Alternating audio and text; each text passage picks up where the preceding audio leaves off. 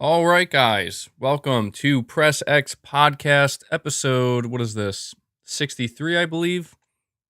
As usual, hopefully everything is coming through smoothly. I'm actually doing this podcast stream at 1080p, 60 frames per second for the first time. So, you guys let me know on your end how everything is. Um, we have certainly a lot to discuss and talk about.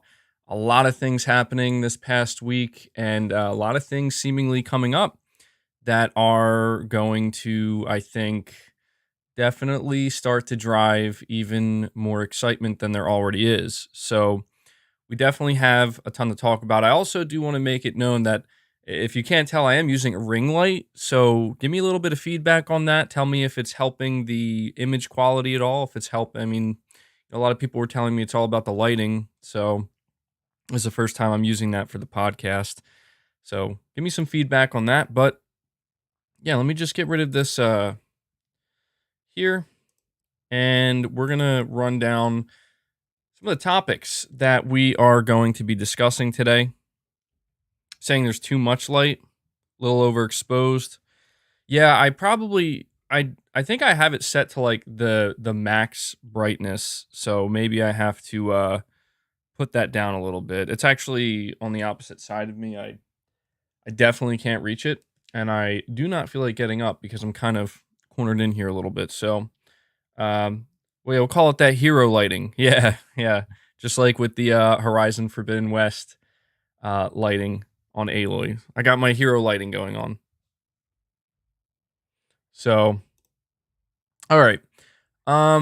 We, as I said, have a lot to talk about. So I'm going to give you a brief rundown on the topics we're going to be discussing today. Let me bring that up.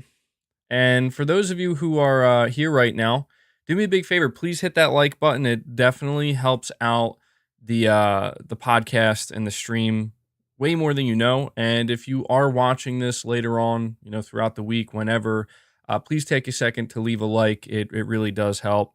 We're trying to grow the channel here, slowly inching our way to 100,000 subscribers. I'm hoping we can get there sooner rather than later. So please hit that like button. And we have Tyler. You're saying, has anyone mentioned leech rounds on the carbine for Returnal? It gives you health as you hit enemies. No, actually. No one mentioned that to me. I didn't even know that was a thing. That actually sounds a little bit OP, but also kind of amazing.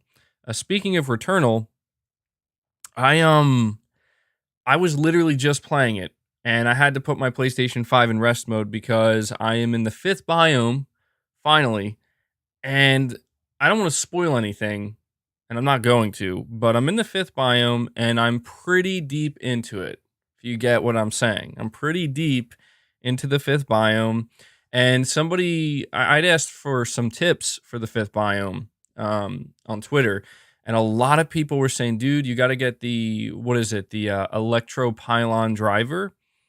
And I had come across that weapon, I think, one time, and I just didn't really use it. I found a very powerful one. I think I have like a weapon level that's at, I think, 29, and it's electro pylon driver. And wow, dude, like this thing feels like it's basically OP, and I am just decimating everything. But something I'm finding with this 5th biome is that when you take damage, oh boy, do you take damage. I feel like I have to increase my protection or something like that, or I think that's what it's called, suit protection, whatever it's called. But yeah, I'm scared. I literally have my PlayStation 5 in rest mode. I'm on the 5th biome, and I notice when I'm playing this game, as I'm getting further through each biome, like I start to sweat, man. My palms get all sweaty, and I can't hold the controller right. My thumb starts twitching. I'm like, I can't handle this pressure. But yeah, hopefully I'll get through it. Josh Z, you're saying the Forbidden West state of play inspired to work to finish the original. I guess you're saying it inspired you to work to finish the original. Also, I find one benefit of limited storage is it forces me to complete one game at a time for my backlog and move on / delete. Yeah, that is interesting. I think that there's a lot of people who actually tackle their games like that. They That's actually how I do it. I do have a lot of different games installed, but I try to stick to one, maybe two games at most before I move on. And I really want to get everything and extract everything out of each game before I move on to the next one. But yeah, man, the original Horizon Zero Dawn, definitely a very, very good game that I highly recommend to everybody. So I hope you enjoy it, man. Thank you for the super chats, by the way, guys. So yeah, let me go over some of the topics here that we're going to discuss. Before I do that, though, I have to give a big shout out to my higher tier members, those of you who go above and beyond to support the channel in a significant way. I obviously appreciate every single one of my members. You guys are awesome. I tell you every week how big of a deal it is to support the channel directly in such a way. And so we have the Play Has No Limits Plus tier.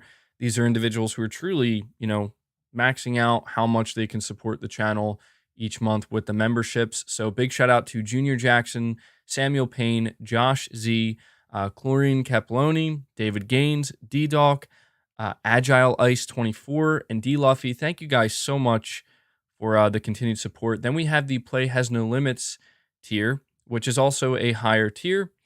So big shout out to Brandon Chad Perez, Adrian Pollard, Sayin JT, Big Norman 0518, Tyson Webb 509, Shaky Shako, Sir Speaks a Lot, Jeffrey Hicks, Rune Gasoden, Whiskey Gaming, Ryan Butcher, Chris B, A Shorty Faye, Quantum Stardust, JD TV, Alpha Azer, Lion Sin of Pride Lord Escanor, and AJ Saeed. Thank you guys so much once again for your continued support here. And speaking of members, we have Chris B upgrading their membership to Play Has No Limits. So thank you for that. So shout out to Chris B as well with that tier. You guys are awesome. Once again, thank you so much. Huge shout out to all of my members. You guys help power the channel. So we also have Sir Speaks a Lot. You're saying your palms are sweaty, knees weak, arms are heavy, vomit on your sweater already, mom's spaghetti. Yeah, I knew the second I said my palms are sweaty, that somebody was going to have to say something like that. So, yeah, I see you, Sir Speaks a Lot. I see you. And we also have Fireax saying Sony's audio design is next gen and an unsung hero. Yeah, I agree. I mean, when you think about that Horizon Forbidden West gameplay demonstration, I think this was really one of the first times where like I feel like a lot of the games that we played on PS5 from Sony and their partners, they've all definitely utilized really quick. Devil Shooter saying Thursday I said I may not be able to do the timestamps while I was wrong. Timestamps as normal. Okay, awesome. Thank you, man. Really appreciate that. Also, yeah, huge shout out to Devil Shooter. I apologize. I have to keep track of all this stuff. Huge shout out to Devil Shooter for always doing the timestamps for the podcast. Really greatly appreciate that, man. It allows me to be able to continue to focus on, the content that's coming in the future, because I know that that's not easy. So huge shout out to Devil Shooter. You're awesome, man. Really appreciate that. I'm gonna have to give you a special piece of merch one day or something, just for you for doing that. But just talking about the 3D audio for a minute, I was gonna say that I think a lot of Sony's games have utilized 3D audio. And I think if you've played Demon Souls, playing Returnal, you obviously see that. But there was just something about Horizon Forbidden West and the audio and how it all came together and just how crisp it was and how, I don't know, it really stood out. Like a lot of people were telling me that to them, that was the most impressive thing about the gameplay demo. So yeah, the audio team is no joke over there at Guerrilla Games. We have iCyler18. You're saying all that Horizon bashing on Twitter. We need that hot tub stream to calm our nerves. Yeah, I know. One week it's feet, the next week it's hot tub stream.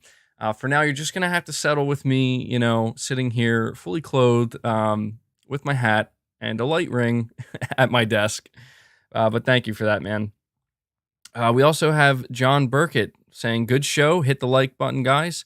Thank you so much, man. Yeah, everybody hit that like button. Definitely helps. So, yeah, let me give you a quick rundown of the topics that we're going to be discussing today, because we actually have a wide range of stuff to discuss. There's a lot of stuff that I actually wasn't even able to cover this week due to just the level of hype and excitement that was brought about by the Horizon demo. I just put out a video yesterday that if you're interested in knowing the future of PlayStation, and we may actually discuss this at some point in the podcast. I don't have it listed here, but it definitely could, come up.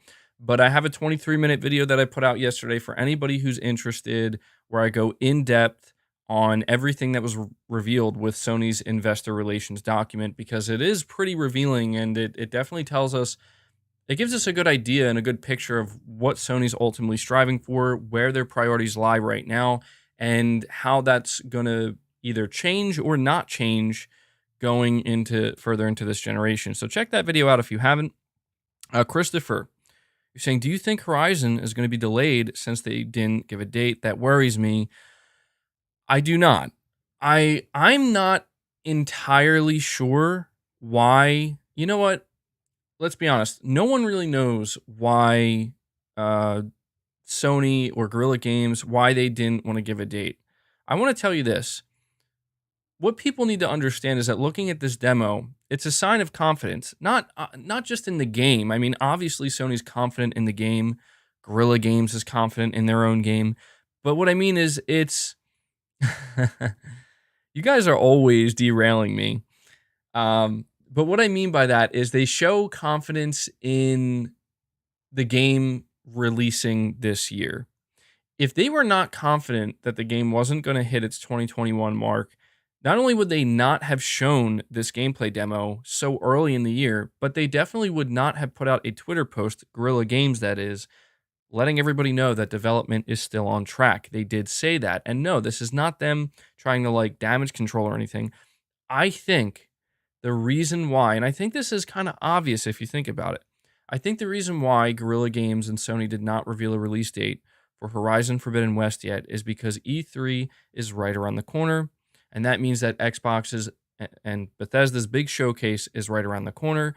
And I think what Sony wants to do is wait to see what exactly Microsoft's holiday lineup, or just their lineup in general leading into next year, is going to look like when it comes to dates and timing.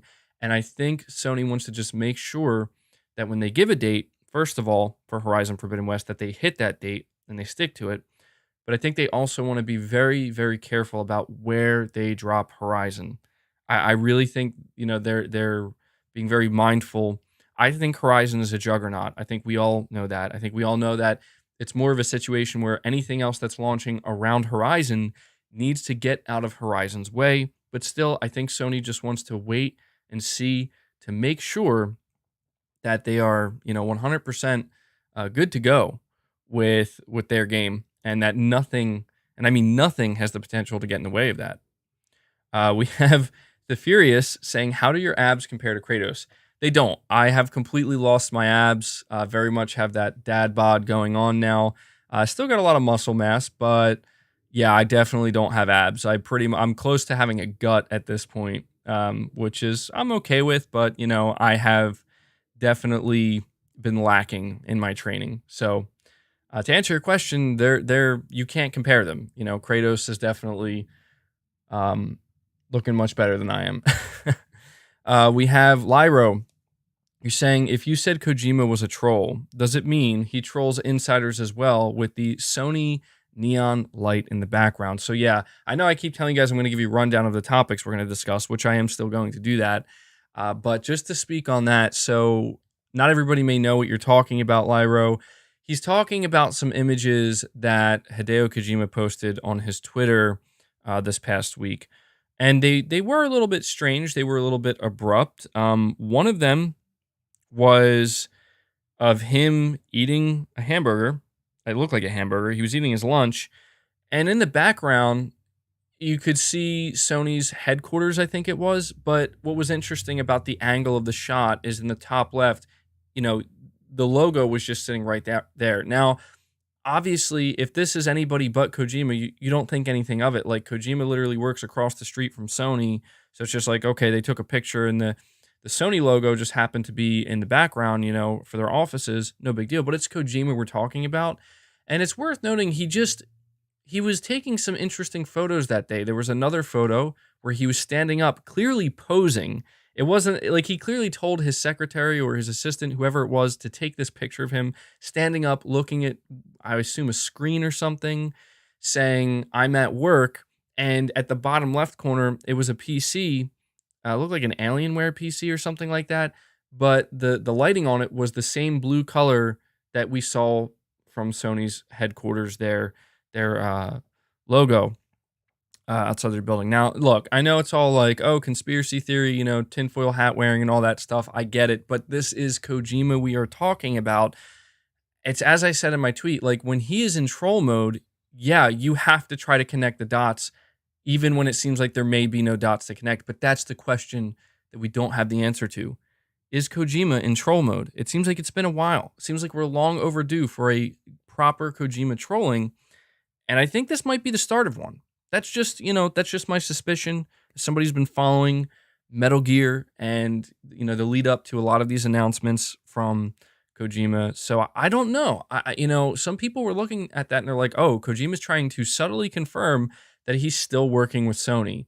And basically he's trying to shut, subtly and low key shut down all the rumors about him being in talks with Microsoft. Is that stretching? Absolutely. That is almost like beyond stretching. But we do have to understand that this is the type of stuff that Kojima is literally infamous for. So you never know. You never know, man. You never know. Christopher, you're saying, let's be honest, Sony isn't going to have an E3 type event this year. They're done with that sort of thing. They prefer to drip feed blog posts and stated plays that they announced 2 days before. See, Christopher, I'm not going to lie. I get nervous. I get nervous when we talk about this because I will tell you this. All right, you want to know what the most concerning thing about all of this is to me? The idea of Sony not having a big E3-like event in 2021, or maybe ever, like they just don't want to do it anymore. I'm going to be 100% honest with you guys. Like, putting my love for PlayStation aside just from here, that absolutely sucks. Like, that sucks so much if that's actually what Sony wants to do. And I honestly think that the majority of you would agree with me when I say that.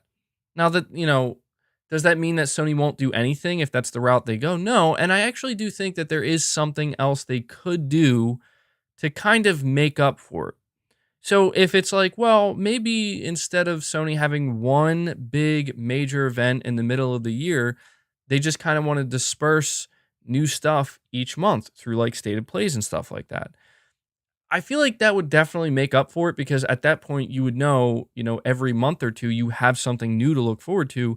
But I think we can all agree that there's just something special about Sony doing a big E3-like event, a big game showcase.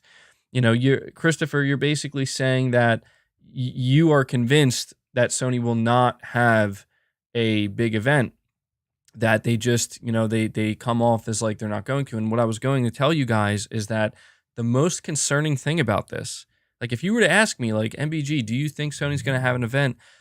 I don't know.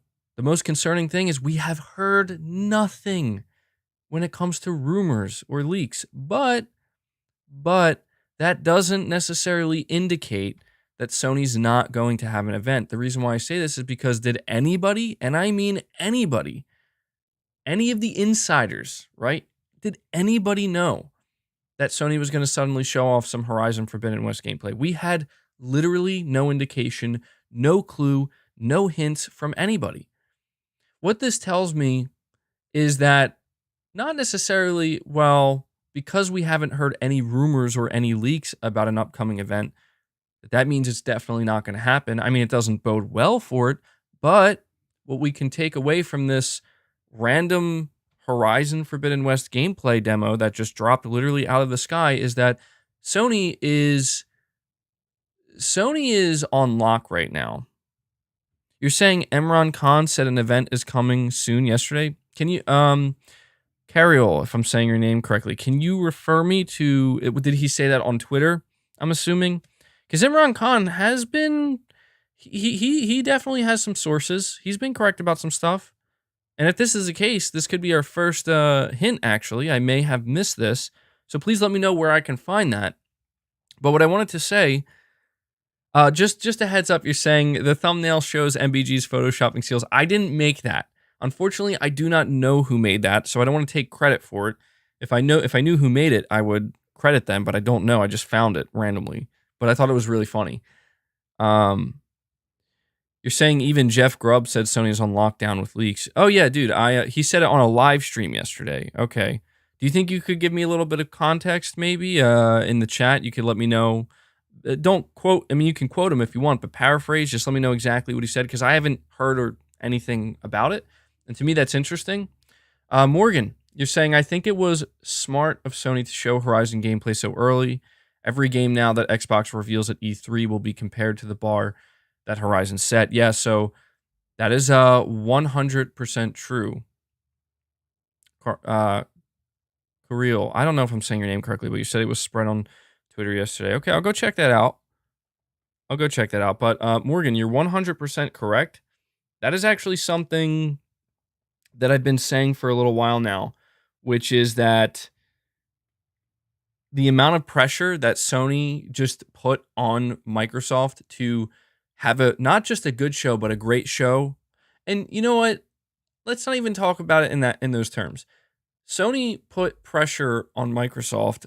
Excuse me. I mean, they already have been applying pressure, but they really put a lot of pressure on Microsoft to show something very impressive. I don't want to say that Horizon alone puts a ton of pressure on Microsoft to just have a good show straight up. I mean, the pressure's already there. Everybody wants a good show from Xbox. It feels like we're long overdue for like a really good show, right? From Xbox. But it really put a lot of pressure on them to show something. Like you said, they set the bar. And it's like, is Halo going to surpass that bar? I don't think so. Can Starfield do it? Maybe. We'll have to see. Let me check Imran Khan's Twitter real quick though. Just because, this might be the first indicator of something.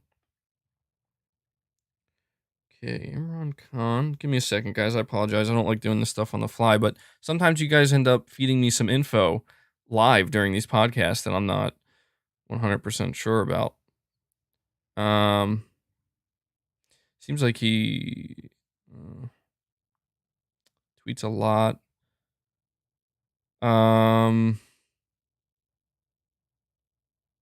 not seeing anything on his Twitter.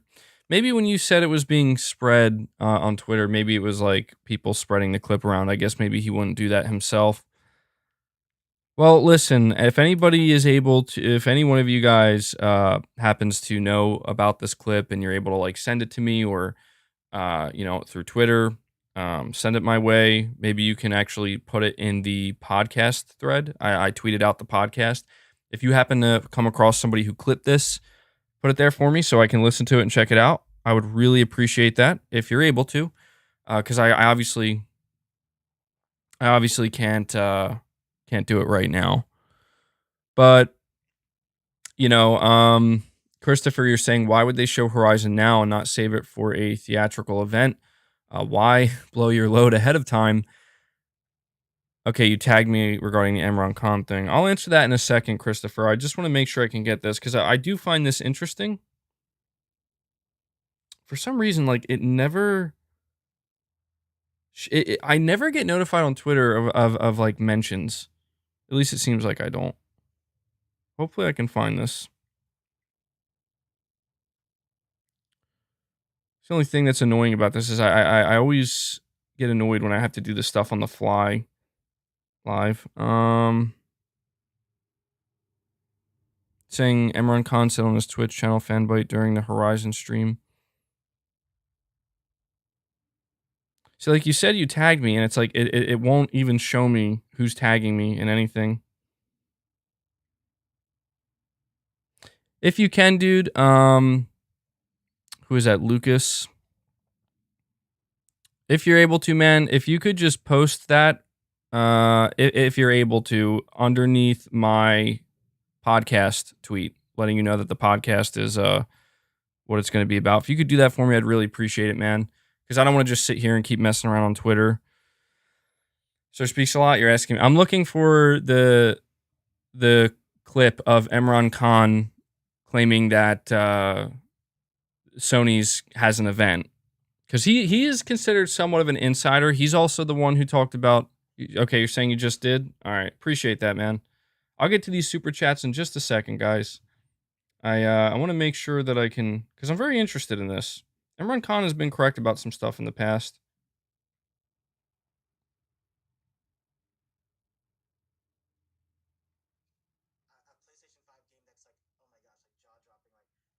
Let me see. I think this is the clip you guys are talking about. For all of the directs and stuff. It's gotta be. I can't answer that. Yeah. You can or you can't? Cannot, because yeah. But I'm just saying, like, that might be closer than we think. There are games in the near future that look very, very, very good.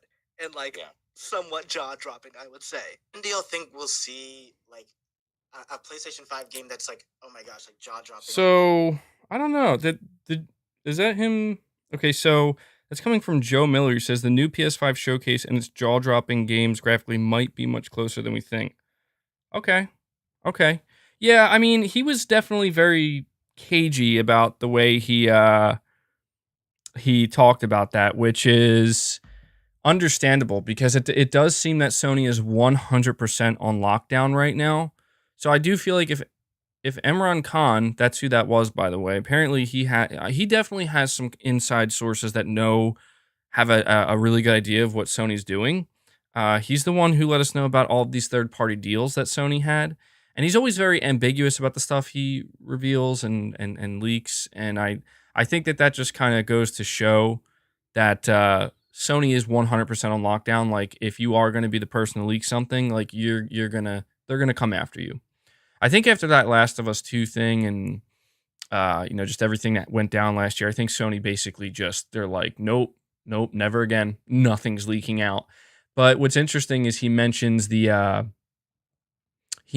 like the jaw-dropping games graphically. And, I'm gonna save this conversation, or maybe we could talk about it in a minute, because I think Sony, to get to your other super chat, Christopher, you're saying, why would Sony show Horizon now and, as you say, blow their load ahead of time and not save it for their big event? As I said, this is a sign of confidence from Sony. I don't think this is a sign of, hey, we're not gonna have an event, so here's the Horizon gameplay now. I don't take it that way. The reason why I don't take it that way is because Sony is not known to, at least in recent memory, I know there's a lot of people who are like, oh, Sony's becoming complacent, and Sony, they think that they can take it easy. I haven't seen that from Sony at all. Nothing even close to that. I've seen the literal opposite. I've seen Sony come out saying, we're just getting started. Like, we are on the attack. Even though we're winning, we're still on the attack. We want to stay winning. We want to win even more. We want to not just be ahead of everybody. We want to be as far ahead as we can possibly be. That's what I'm getting from the Horizon thing. Because, guys, why do you think Sony said God of War Ragnarok 2021? Why do you think they said that back in September of 2020? Do you think it's because they have no plans of showing God of War this year? Well, you could say it's a possibility that they might not because of the issues they're running into with, console manufacturing, but I don't think so. I think this is a teaser. I not a teaser, it's an appetizer. That's really what I think Horizon Forbidden West gameplay demo is. I think it serves as an appetizer to get everybody feeling really good about, okay, man, like, we got Ratchet and Clank, which is amazingly impressive looking already. It's going to be a great game. Now we have Horizon gameplay we're looking at. And I think it's because Sony has more. Like, guys, I really want you to think about this for a second. For anybody who maybe is doubting that Sony's going to have a big event, I don't know. Ultimately, it's 50-50. It's anybody's guess. But I'm leaning more towards they are going to have an event, because I really want you to think about this for a second from this perspective. Sony just witnessed, just like everybody else, Microsoft literally buy one of the biggest publishers in gaming, that being Bethesda. Jim Ryan was asked, so what about future Bethesda games? And he said, I don't know. We're going to have to wait and find out, because he didn't know. He's not giving Phil Spencer a call and being like, so, Phil, What's going on with those Bethesda games? That's not how it works. Sony's in the dark just like we are. Then later or earlier this year, Microsoft comes out. They have a roundtable with Bethesda, and Phil says, "Hey, these games are going to be exclusive anywhere where Game Pass is. It's basically Game Pass exclusive. Anywhere Game Pass exists, that's where these games are going to launch." So we know that. Look, we know that Game Pass isn't going to be coming to PlayStation anytime soon, if ever. And so Sony finds out, wow, okay, so Microsoft's been buying all these studios. They have Halo coming out. And I know, I don't think you guys understand how seriously Sony takes Halo. I know that we all kind of take it as a little bit of a joke after what happened last year, but Sony doesn't look at it that way. Sony's not laughing at the Craig memes. Sony's like, okay, they just delayed this game by a year. They're going to be giving this game like a lot of extra time. We need to be ready. And that's not even taking into account all of the stuff that Bethesda may have ready to show as well. The point I'm trying to get at here, guys, is I do not believe for a second that Sony is sitting here saying, well, Microsoft could potentially have their biggest E3 ever now that they have Bethesda. Let's make this the year where we take a year off and just coast. Like, come on. It doesn't make any sense for Sony to do that. We can all very clearly see how big of a mistake that would be, right?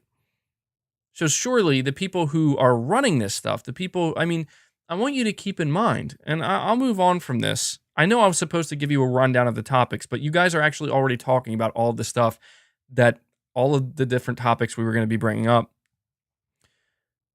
The thing about the event is I want you to think about this. Last year, Sony didn't have one major gaming showcase. They had two.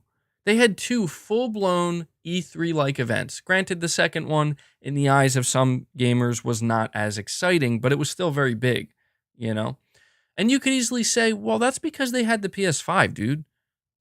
That's why. I don't think that means anything. If that's the case, then they could have just done their one big event, focused on the PS5, and that's it. But why would Sony do two events? Why? Especially in September when they know that they're going to have a supply constraint. Why would they do that? I think it's obvious. It's because, look, I see you, Junior Jackson. You guys do kind of run the podcast, right? It's because Sony wants to take it as far as they can, whenever they can. Sony is not known to be the one to get complacent and say, whatever, we're not worried. It's not, let me rephrase that. Sony isn't worried, but they are never, they've been there. They've done that with the PS3, and they paid big time for it. They're not going to do that again, okay? They're not. So, we have Imran Khan apparently teasing a little bit an event. Let me get to some of these super chats. Jeffrey, you're saying, I believe if we see anything God of War in the weeks after E3, then why would Sony have a major event? The two games we wanted to know about have been shown. Mr. Hamster, don't worry. I didn't miss your super chat. Don't worry. I got them all in front of me right here. I got like a fuzz in my nose. Jeez. I got all the super chats in front of me, so don't worry. I'm just, the fact that I have them all in front of me now lined up, it makes it so I can kind of go through them at my pace. So if you do super chat and I don't get to it right away, do not worry. I will be getting to it during the course of the podcast. You're asking me if I've ever played MGS4. Dude, MGS4 is one of my favorite games of all time. I have an old Snake 36 by 24 poster framed literally to my left. I know you can't see it, but it's right here. That's how much I love MGS4. Just answer that question. But you're talking about if we see anything God of War. Here's the thing. I actually do agree with what you're saying. If Sony were to announce a God of War dedicated state of play in the middle of June, and just like they did for Horizon, and it's just for God of War, I 100% agree we're not getting an event. This is how Sony's doing it.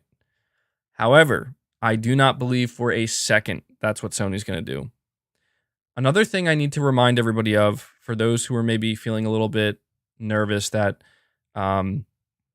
a little bit nervous that, hey, Sony's not going to do a proper event this year, and that kind of sucks, right? And Xbox is having their own E3. It's going to be an hour and a half. What's Sony going to have? Like, guys, I want to remind you, do you know how successful Sony's events have been in the past, but specifically 2020?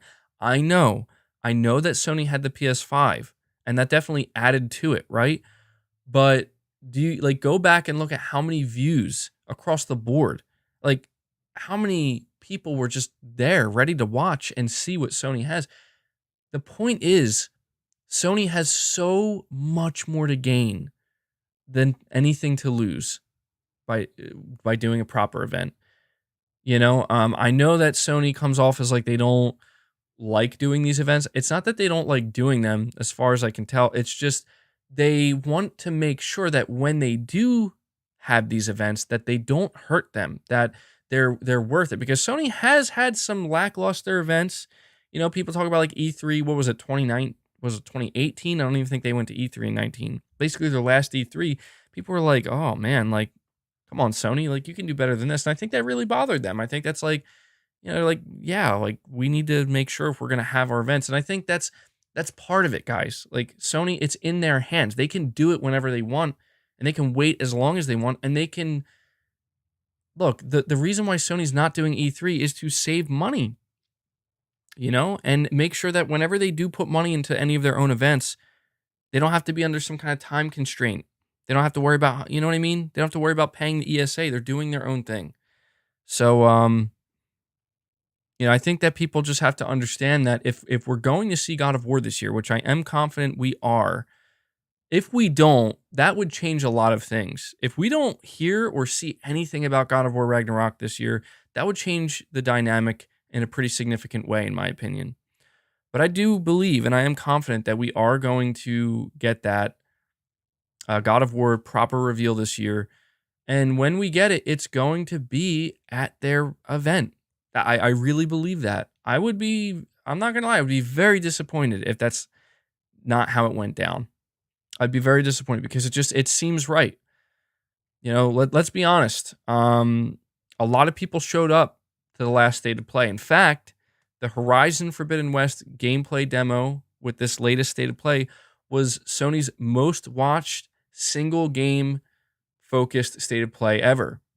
It just immediately broke the records. But let's be honest, guys, it doesn't compare to the big events that Sony holds. And what I'm trying to say is,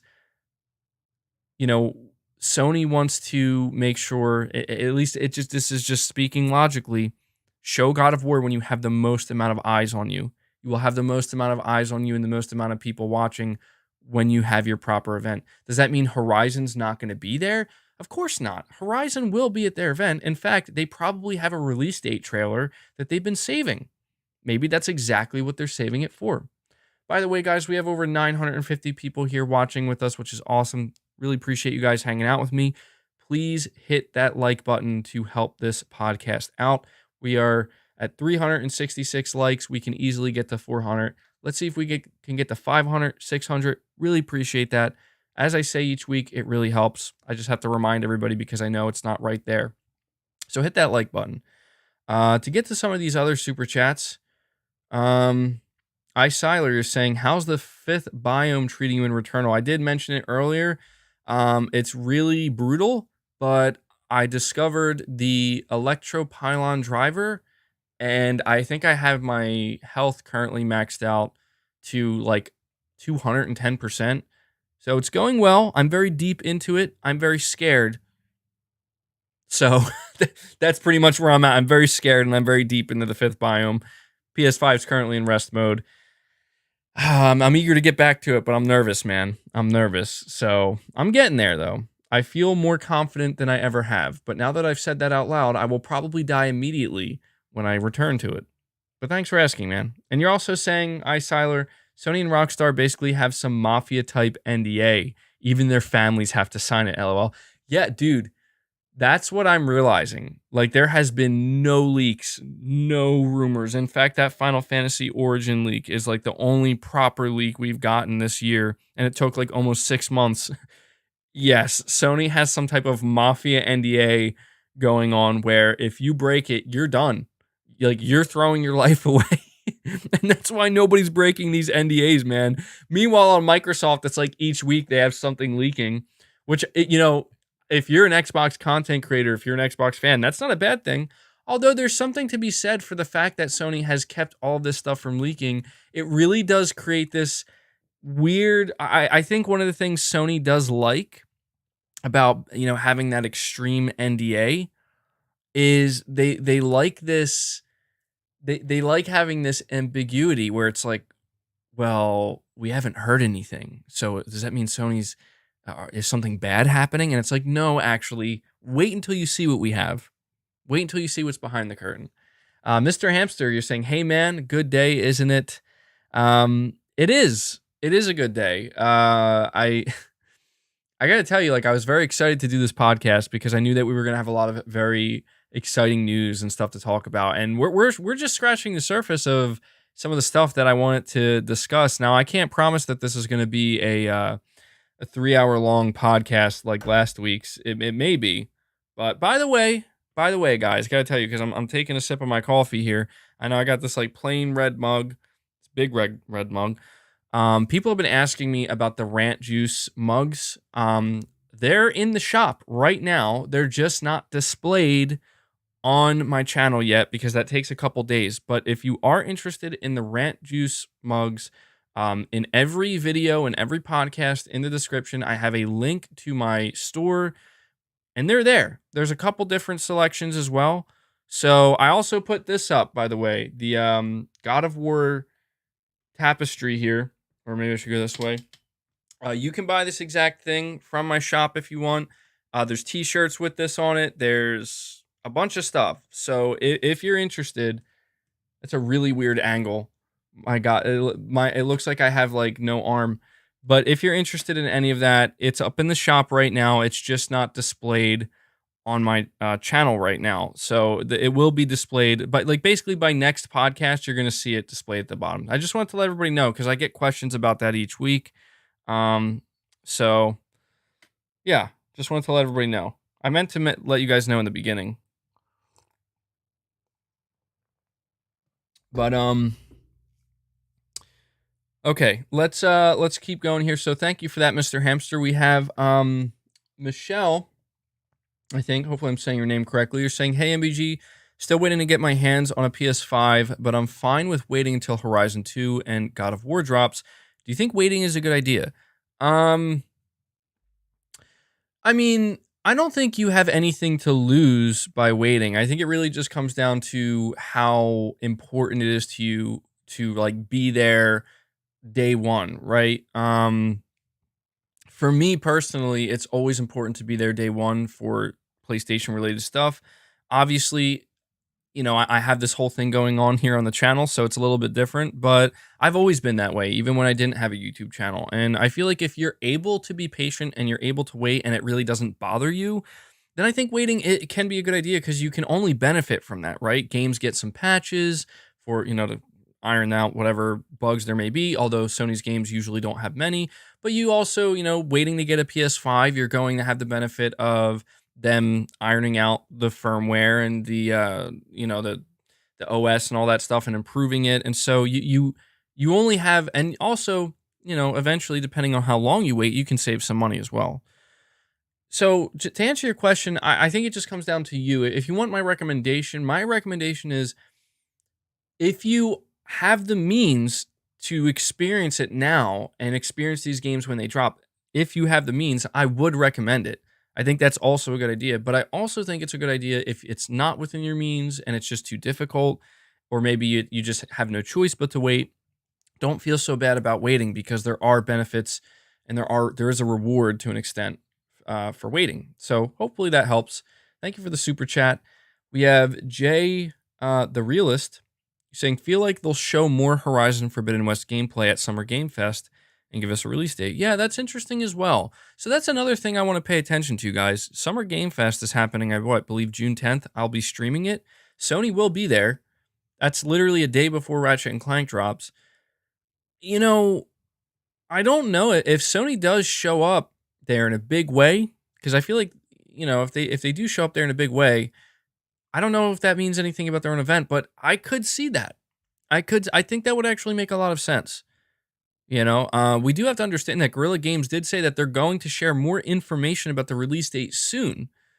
They chose their wording very carefully. They said soon. So that would actually make a lot of sense. I think a lot of people are thinking that because Ratchet and Clank Rift Apart launches the day after Summer Game Fest happens, that they're going to show something about it there. They might. I will admit, it would make sense. It would be good marketing. Maybe they'll show both. Maybe they'll show some more Ratchet, and then they'll also show some more Horizon. It's anybody's guess. Or, and this is just wishful thinking on my part, maybe they'll have something else, something brand new, something surprising.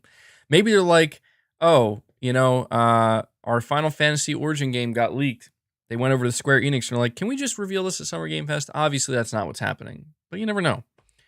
Thank you for that, man. So we have a Shorty Fayer saying, meant to tell you to use the pylon gun. Got me through 4, 5, and 6, the last biome. And on the side, damn what you're saying, I guess you're trying to say on the side note, forget what others are saying. Aloy is beautiful. So yeah, I put out this tweet yesterday, and it stirred the pot. I guess I really wasn't trying to do that. Some people are saying I'm being woke or whatever, and I'm like, no, I'm really not. I don't get involved in that stuff usually. Like even with The Last of Us Part 2, it was like, oh, I hate Neil Druckmann and The Last of Us 2 is woke and whatnot. It's like, actually, like, I mean, don't get me wrong. There's some stuff that's definitely on the nose, but I guess I'm just kind of used to it. In when it comes to any media in 2021, like there's just going to be some stuff that's on the nose. It's unavoidable. To me, it's like whatever, but people are getting really weird about, some people are getting really weird about the way Aloy looks in Horizon Forbidden West, and I'm just very confused because, and this is the best way I could sum it up. My tweet was a little bit loaded, I was a little bit defensive, like I'm going to defend Aloy, a fictional character, but you know what? It's the same reason why I defended Joel in The Last of Us 2, right? He's not a real character either, but I certainly had some things I had to say and push back against what other people were saying. In this case, my whole thing is, I watched this gameplay demo and I knew that Aloy looked a little bit different, but ultimately I'm looking at her and I'm like, she looks like Aloy.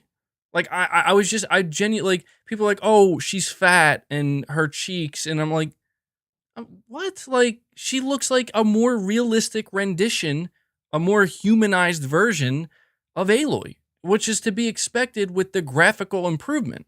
In fact, that other guy, what was his? I keep forgetting his name. Erend, I think his name is. Even he looked way more realistic. He did not look exactly the same as I remember. He just looked more like there's just more nuance to his facial features. And I'm just like, is this really where we are right now? Like, people are actually having this conversation after seeing that incredible gameplay demo. Her cheeks are too fat. What? What? She looks fine. She looks like Aloy. Like, and really quick, I do have to say this as well, only because it's like, how this conversation goes. People are like, oh, well, Sony's just woke. Sony tries to purposely make their females look ugly. And I'm like, what are you talking about? Like, have you not seen some of the female characters that have been featured in PlayStation exclusives? A lot of them are relatively attractive, right? Like, they're not maybe traditional in some ways, but I get very confused about this because I'm like, guys, come on. Like, it would be more unrealistic in my opinion. Because one of the things I said in my tweet that some people were bothered by is I said, I think I actually appreciate that Aloy doesn't look like a supermodel. And people were like, well, what if she did? Is there something wrong with that? No. I mean, she could look like a supermodel and that's fine too. I'm basically saying that she looks older. She looks like she's living and surviving in a harsh environment. You know what I mean? Like a robot, dinosaur-filled jungle world. It's like, I expect her to look a little bit like withered a little, you know what I mean? Like she's been through some stuff. And I think that that's normal, You know what this actually reminds me of? Did you guys see there was I think it was an artist from Naughty Dog who shared. I don't know if they're official, but they were made by the artist. It was supposed to be Ellie and Abby, and I think who was it, JJ as well. Like 30 years later, and it was really funny because they definitely looked older than they should have. It was really weird seeing Ellie and Abby. I think Abby even had like glasses, and they're like old women. I mean, like old, like they looked like kind of senior citizens, and I'm like, that is interesting. You know, are they giving us a glimpse of what The Last of Us Part 3 is going to be? Where it's Abby and Ellie in their 60s. Not that, I mean, that would be interesting. I don't know, what would that be like, you know?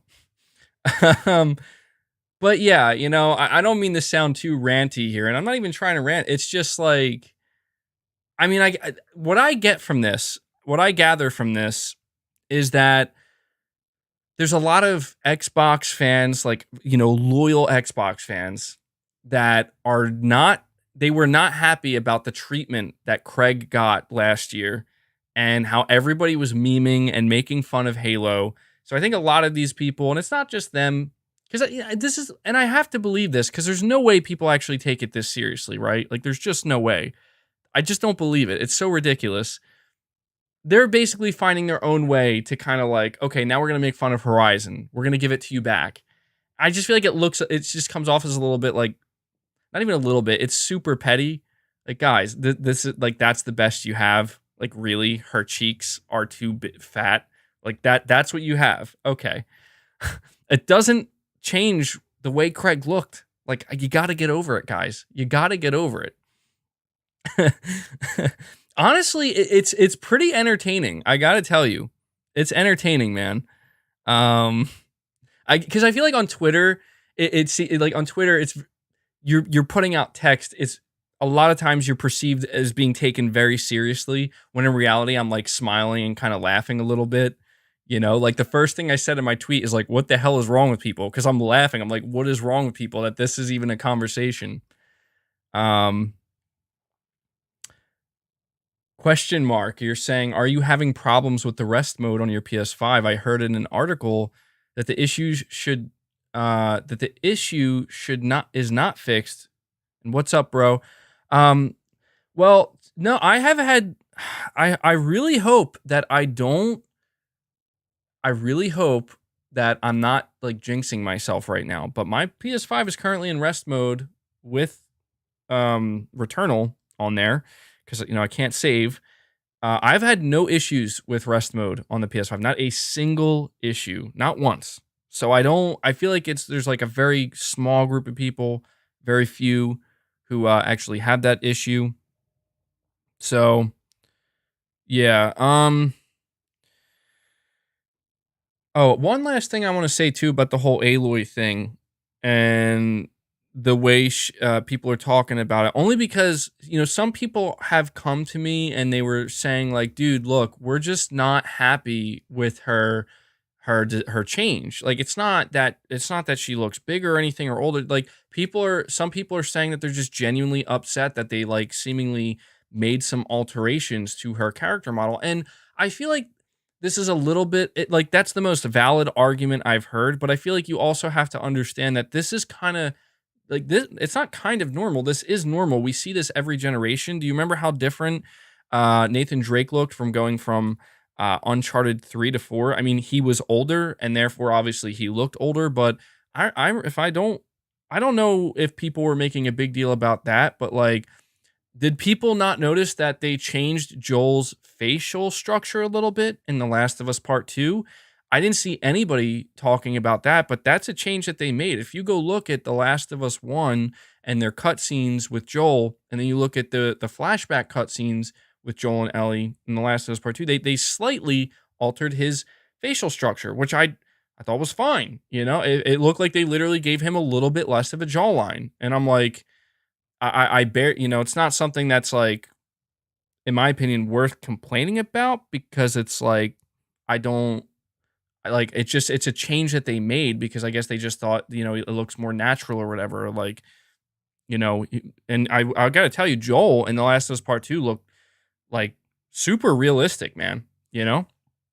So I'm just trying to say that Yeah, I guess I set that joke up, right?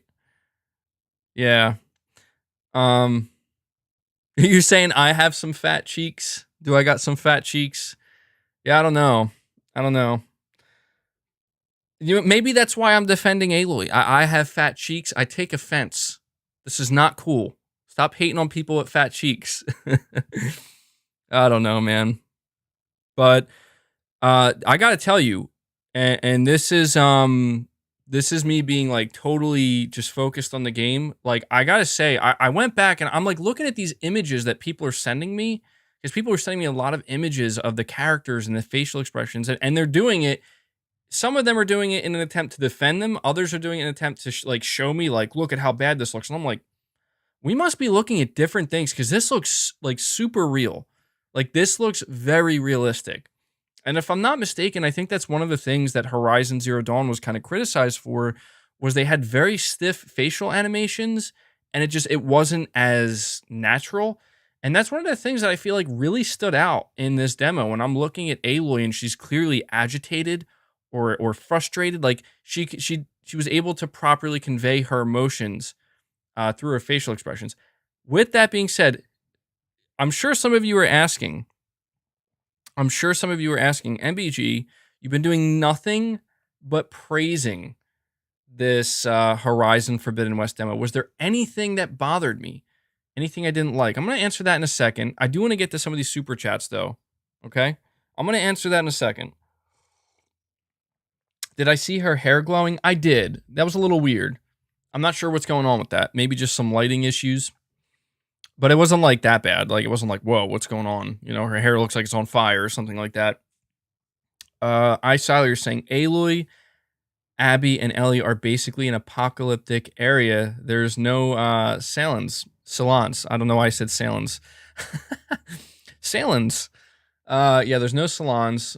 I mean, yeah, that's the thing too, is it's like, you know, you do look at the worlds that they're existing, and it's like, I don't think people are too preoccupied with how good they look, you know, how aesthetically pleasing they come off. I think it's about, hey, we want to survive.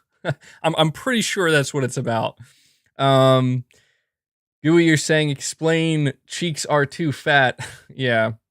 Sir Speaks Loud saying the only thing different about Aloy is that she had better defined cheeks, and they are rosy. She's a ginger. She is going to burn under the sun, obviously. Yeah, dude, I literally saw some people saying her skin color is not accurate to the environment, where she would either be severely sunburnt all the time or she would be tanned. And I'm like, well, you know, this is where it's like, can we, guys, like, it is a video game. We do not have to take it to these like levels where it's like, I mean, and I made a joke, and I'm going to move on from this because it's just like, you know, I'm going to move on from it. But I made a joke. I'm like, hey guys, for those wondering why Aloy's cheeks may look like that, when you're dehydrated, your face can puff up. It can puff up due to dehydration and water retention. I'm like, if you paid attention to the demo, what's the first thing Aloy did? She gave a dying man seemingly her last jug of water. So there you go. See, she's dehydrated, people. I am joking, obviously. It's all supposed to be, you know, a joke, but it's funny. It's funny. All in all, though, just to wrap this up, because I definitely don't want to talk about it much longer because it's just ridiculous. She looks fine. She looks like Aloy. She looks like she got a little bit older. She looks like she's a little bit more realistic looking now, due to the graphical enhancements that we're seeing between the PS4 and the PS5. And that's how I feel about it. So, we have Caleb. Thank you so much for the generous super chat, buddy. You're saying, hey, man, new to the podcast and just want to say I love your vids, man. Loving my PS5. Super excited for Horizon. Love from Australia. 3 a.m. here. Well, thank you so much, man. I mean, watching at 3 a.m. Definitely dedicated. So I'm, you know, glad to have you here, man. Obviously, I've been trying to grow the podcast. I've been trying to get more people into it, into the channel, obviously. So really happy to see that we're getting some new people here hanging out with us. Thank you so much for the super chat, man. Really appreciate it. And I'm glad to hear that you're loving your PS5. I think anybody, honestly, I we may I'll give you a little bit of a tease of something we might. I have to emphasize we might do this at the end of the podcast.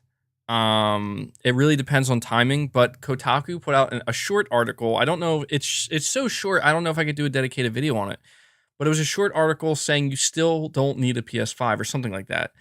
Maybe we can do a live reaction to that. Maybe.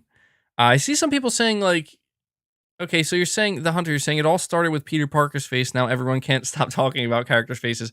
Dude, the whole thing. See, I've seen some people bring that up as well. I'm like, guys, like, you do and I'm not talking to you guys. I'm talking to the people who were like telling me, well, this is no different from the Peter Parker face swap situation. I'm like, no, it is entirely different. If you go look at what they did with Spider-Man, they literally ripped that dude's face off and put a completely new face on him. And it was so dramatic that they had to acknowledge it and be like, yeah, this is what we wanted to do. And you know what? I don't have a problem with it. I did prefer the original Peter Parker from Spider-Man 2018. I really just get the feeling that they wanted to basically get somebody who looked more like Tom Holland. I get it. It's like, it makes marketing sense, but this is not even remotely close to that, because some people were trying to make the comparison. I'm like, come on, come on. Shaky Shako, you're saying, hey, MBG, sorry, I am late. Just finished doing a stream and I got the Bloodborne Platinum. Yes, I also finished MGS3 yesterday. It was a good game. Dude, the idea, well, first of all, congratulations on the Platinum. I know that's not the easiest Platinum in the world. I don't have that Platinum, so congrats on that, man. But dude, finishing Metal Gear Solid 3 for the first time. Yeah, how was that ending, dude?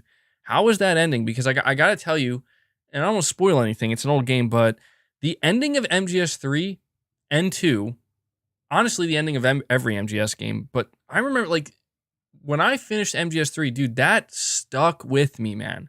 Like, that ending had such a huge impact on me, and the song that plays at the credits, absolute masterpiece, dude. That is why I love Kojima, So I'm really, really happy to hear that, man. Hope you enjoyed it. And Shaky Shako, you're also saying, tell me, what feet joke did Sir Speaks a Lot do today? Actually, for once, he didn't. He was talking about something else. Other than that, surprisingly. So, yeah. Actually, I could probably find it real quick. He was reciting an Eminem song, is what he actually did today. Why he did that, you're gonna have to come back and watch after the podcast is finished. So, yeah. Somebody said they sent me something interesting on my Twitter. Let me check here. We definitely have a lot more to discuss here today, guys. I'm running behind on my topics as usual. That always seems to be what happens. Just checking here, seeing if anybody sent anything. So, okay. All right. I'm not able to find it, but okay. So let me go check my topic list because there was some stuff. Okay, so I'm going to read the stuff that I actually typed because this time I did type some stuff for the podcast. So humor me here. So the first topic was supposed to be just focused on Horizon Forbidden West and, how this blew everybody away. And I want to dive deeper into this. Okay, so PlayStation revealed Horizon Forbidden West gameplay for the first time on Thursday, and it left a huge mark. Not only is it already the most viewed single game state of play already, but we got a good idea of just how excited gamers are for Guerrilla's follow-up to Horizon Zero Dawn. What seems to be making the biggest impact is just how stunning the game looks from a visual perspective. The argument is now about which Sony first-party game looks better, Ratchet & Clank Rift Apart or Horizon Forbidden West. It just goes to show how much Sony studios are just in a league of their own and in competition with each other and not necessarily anybody else.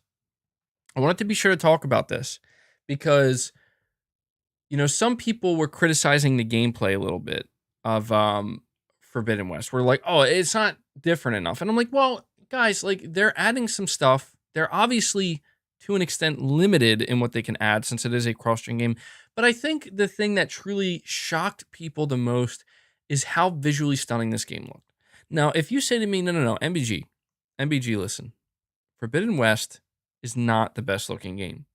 Ratchet and Clank Rift Apart is the best looking game. I'm not going to argue with you. Because to be honest, I don't know. Like, it's like they're both so good, I don't know. I also want to mention this as well.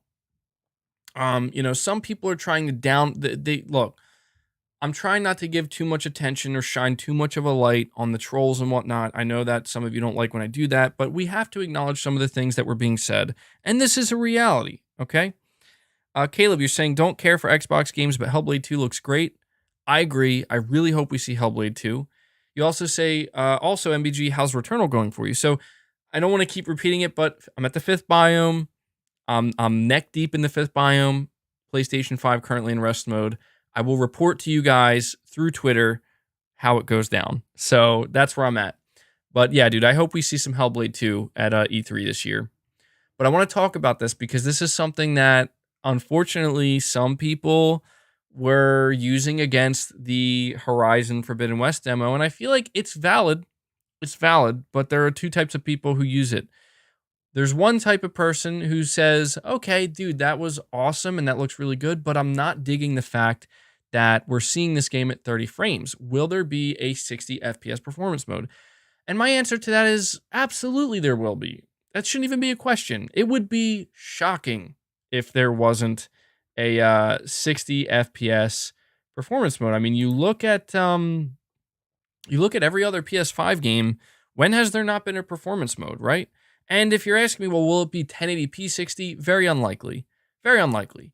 It's going to be some type of dynamic 4K resolution running at 60. And if Demon Souls, if Spider-Man Miles Morales, if these are anything to go by, these games with performance modes, it's going to look incredible. Like it's probably not going to look that much different than the 4K 30. I think that Sony likes to have these 4K 30 modes, and they like to showcase these 4K 30 modes because, yes, it's at 30, but they're able to show like just how much they can push the bar visually, right? Some people are saying it might be like a 1440p upscaled 60, which would make a lot of sense. As somebody mentions, these are reasons why DLSS exists, checkerboard rendering, super fidelity FX. These are all techniques that are trying to save resources and save space, so it's not all being eaten up by just raw resolution. But they also do a very good job in coming off as like, hey, can you tell the difference between, this DLSS 4K or this, Fidelity FX 4K versus native 4K? And it's like, no, you can't tell the difference, And yes, people are asking, like, is this stuff available on PS5? It seems that Sony has their own techniques, as far as I'm aware, and they don't talk much about it. I could be wrong about that. I haven't been following too much of the technical side of stuff with the PS5 because there really hasn't been much to follow. But as far as I'm aware, Sony kind of has their own solutions that they've been applying and implementing, and they look incredible, right? Like, they look incredible. So, the other type of person I was mentioning here is the type of person that, okay. Yeah. Well, I hate to break it to you guys, but Horizon Forbidden West sucks. Why, you ask? Look at it. Look at it. It's only 30 frames. Gears 5 looks better than Horizon Forbidden West. Don't you guys know? Gears 5 is more next gen than Horizon. And Horizon, like, this is the best Sony can do. LOL. 4K 30. And look, I get it. There are just some people who are diehard Xbox fans, and they just want to downplay everything great that Sony does. The good news is, because I know what some of you watching right now are thinking, like, MBG, you're giving them too much of a spotlight. Here's the good news. That's a very small group of people, a very vocal but small group of people that, frankly, nobody's really listening to because they look like clowns. They're just missing the clown nose and the shoes. And the reason being is because anybody who has watched this demo, they're all saying the same thing. Even people who aren't interested in the gameplay aspect, wow, that's really impressive looking. That's really good looking. I get it. I get it. You know, there's just some people, you know, Sony could literally show them the greatest looking game ever made, which you could argue maybe that's, and you know what? People are pointing out some imperfections about Horizon, which, yeah, it's not perfect, guys. Like, it's a cross-gen game, but to be honest, like, that's shocking to me.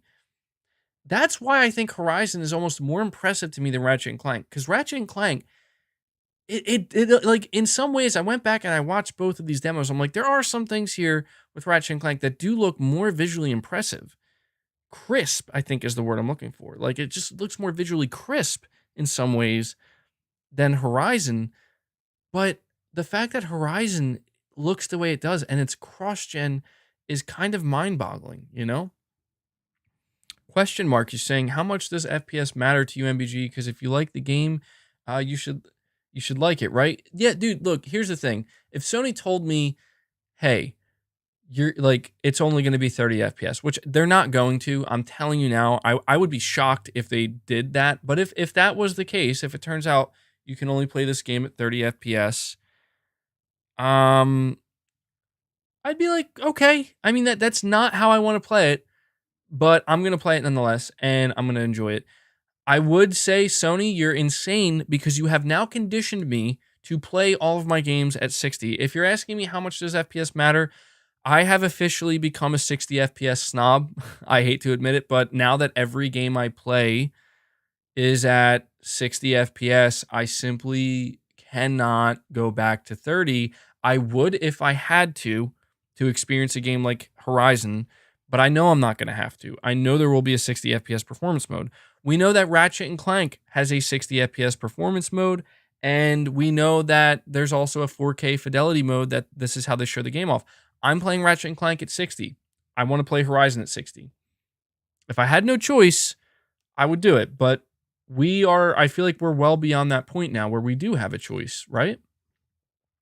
So, but I agree. If you like a game, play it, you know, like, just get over it. Just play it at 30, you know, enjoy it for what it is. That doesn't mean, I will tell you, I would criticize Guerrilla Games if they didn't do 60. I would have a video, and who knows, maybe it won't. It is a little strange they haven't announced it yet, but if we find out that it doesn't have 60, I will criticize them for it, because I feel like that's a like, they're 100% deserving. If Insomniac Games can do it, if Blue Point Games can do it, if all these other games can do it, why can't your game do it, right? I would still play it and I would accept it, but I would have to be like, Guerrilla, come on, man. Like, what are you doing? You got Horizon Zero Dawn at 60 on the PC and still not PS5 for some reason. Like, it's just, it would be somewhat unacceptable. You know what I mean? It would be. So it's like, I understand like where these criticisms are coming from. Where it's like, if you're concerned that there won't be a 60 FPS mode, I get that. I understand that. I wouldn't be too concerned. I think you'll be fine. They're going to have it most likely. Am I spoiled by 60 FPS? I am. But like, to downplay how good this game looks because it's at 30 currently with what we're seeing, come on now. You're being unfair. Caleb, you're saying Ratchet and Horizon look spectacular, and I don't mind playing at 30 FPS if they look that incredible, in my opinion, but that's just me, I guess. And that's the thing. There are a lot of people who don't mind playing at 30. You know, I used to be that person, right? Like, I was so used to 30 in these games that I didn't really care much that they weren't at 60. I care so much now because I've gotten used to pretty much all of my games. I'm not going to lie to you. Ever since I got the PS5, I have not played a game at 30. I have not done it. So I'm super used to it now. I can't go back. But if you're somebody who really, you know, has just it's never bothered you, then why would it now? By the way, guys, once again, hit that like button. We're at 550 likes. We have almost 1,000 people here. Let's see if we can break that 1,000 concurrent viewers. I think we have. Let's see if we can push it. Go share this podcast out right now. Take a moment, share it out. Tell people, hey, MBG's ranting about all that stuff he always rants about. Let's bring more people in. But hit that like button for me if you could. You're saying MBG 60 FPS to 30 is only jarring if you can switch back and forth in the same game. No, I agree. Like, your eyes can adjust to 30 if that's all you're seeing, but when you see it back and forth, oh yeah, dude, it's crazy. It looks like a slideshow. I know that sounds dramatic, but it's true. If you have one of these games on PS5, keep switching back and forth and you'll see it immediately. Two-sided tech, you're saying you're getting the new controllers. I got the black one. That's actually the one I pre-ordered as well.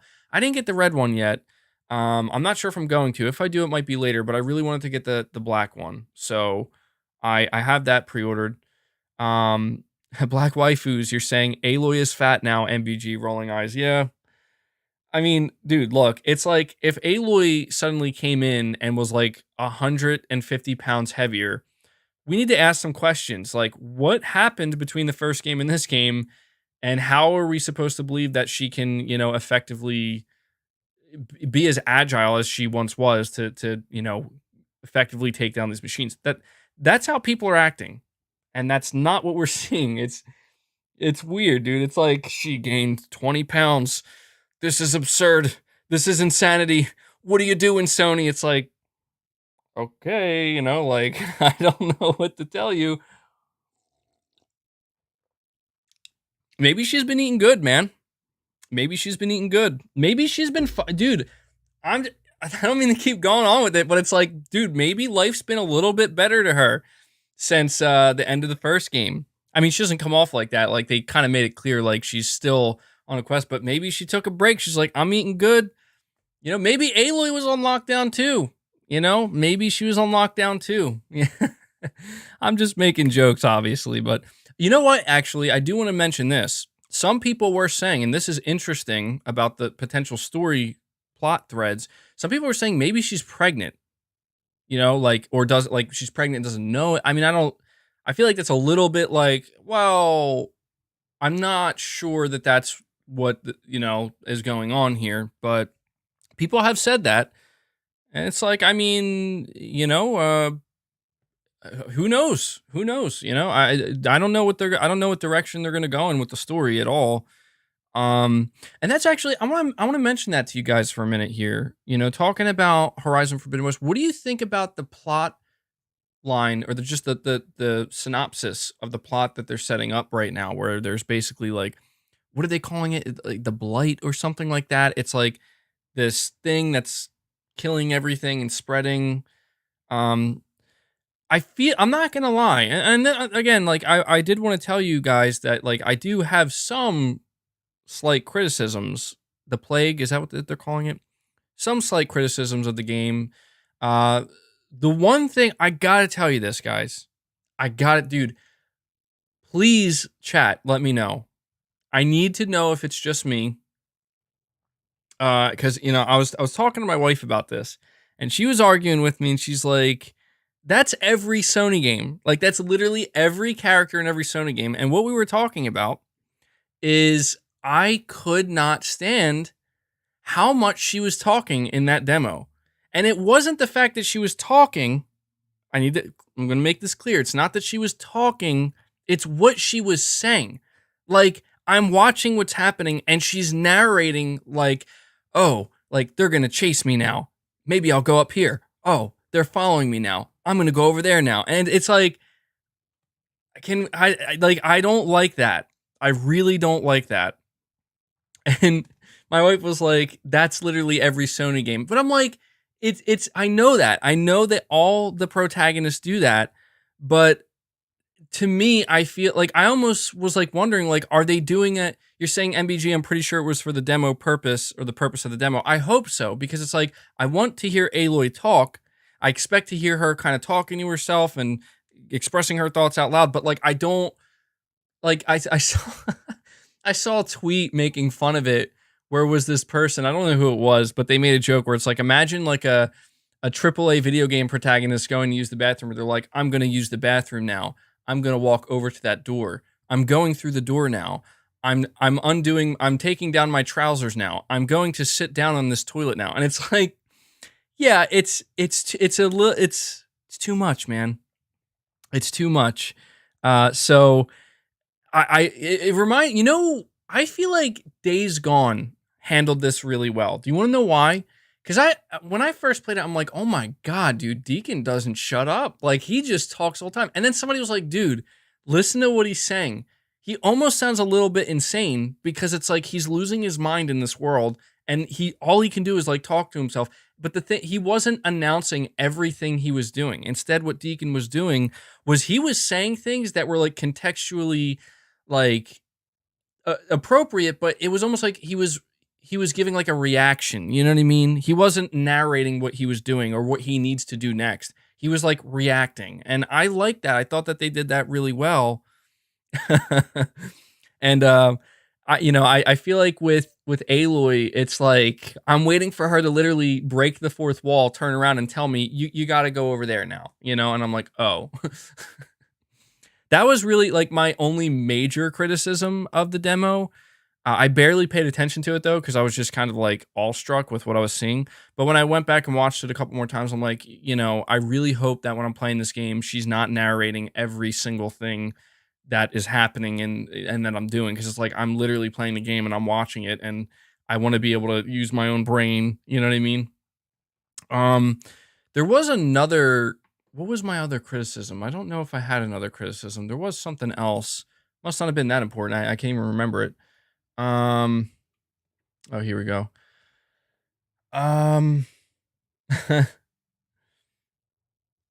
iSiler18, you're saying different art styles. Ratchet is animated and Horizon is photorealism. Not a fair comparison, but they both look amazing, of course. That is true. I will say, Horizon Forbidden West art style is more stylized this time around. Like, it's a more stylized game than the previous one was, which I think is great. I think it actually benefits the game a lot. But yeah, you're right.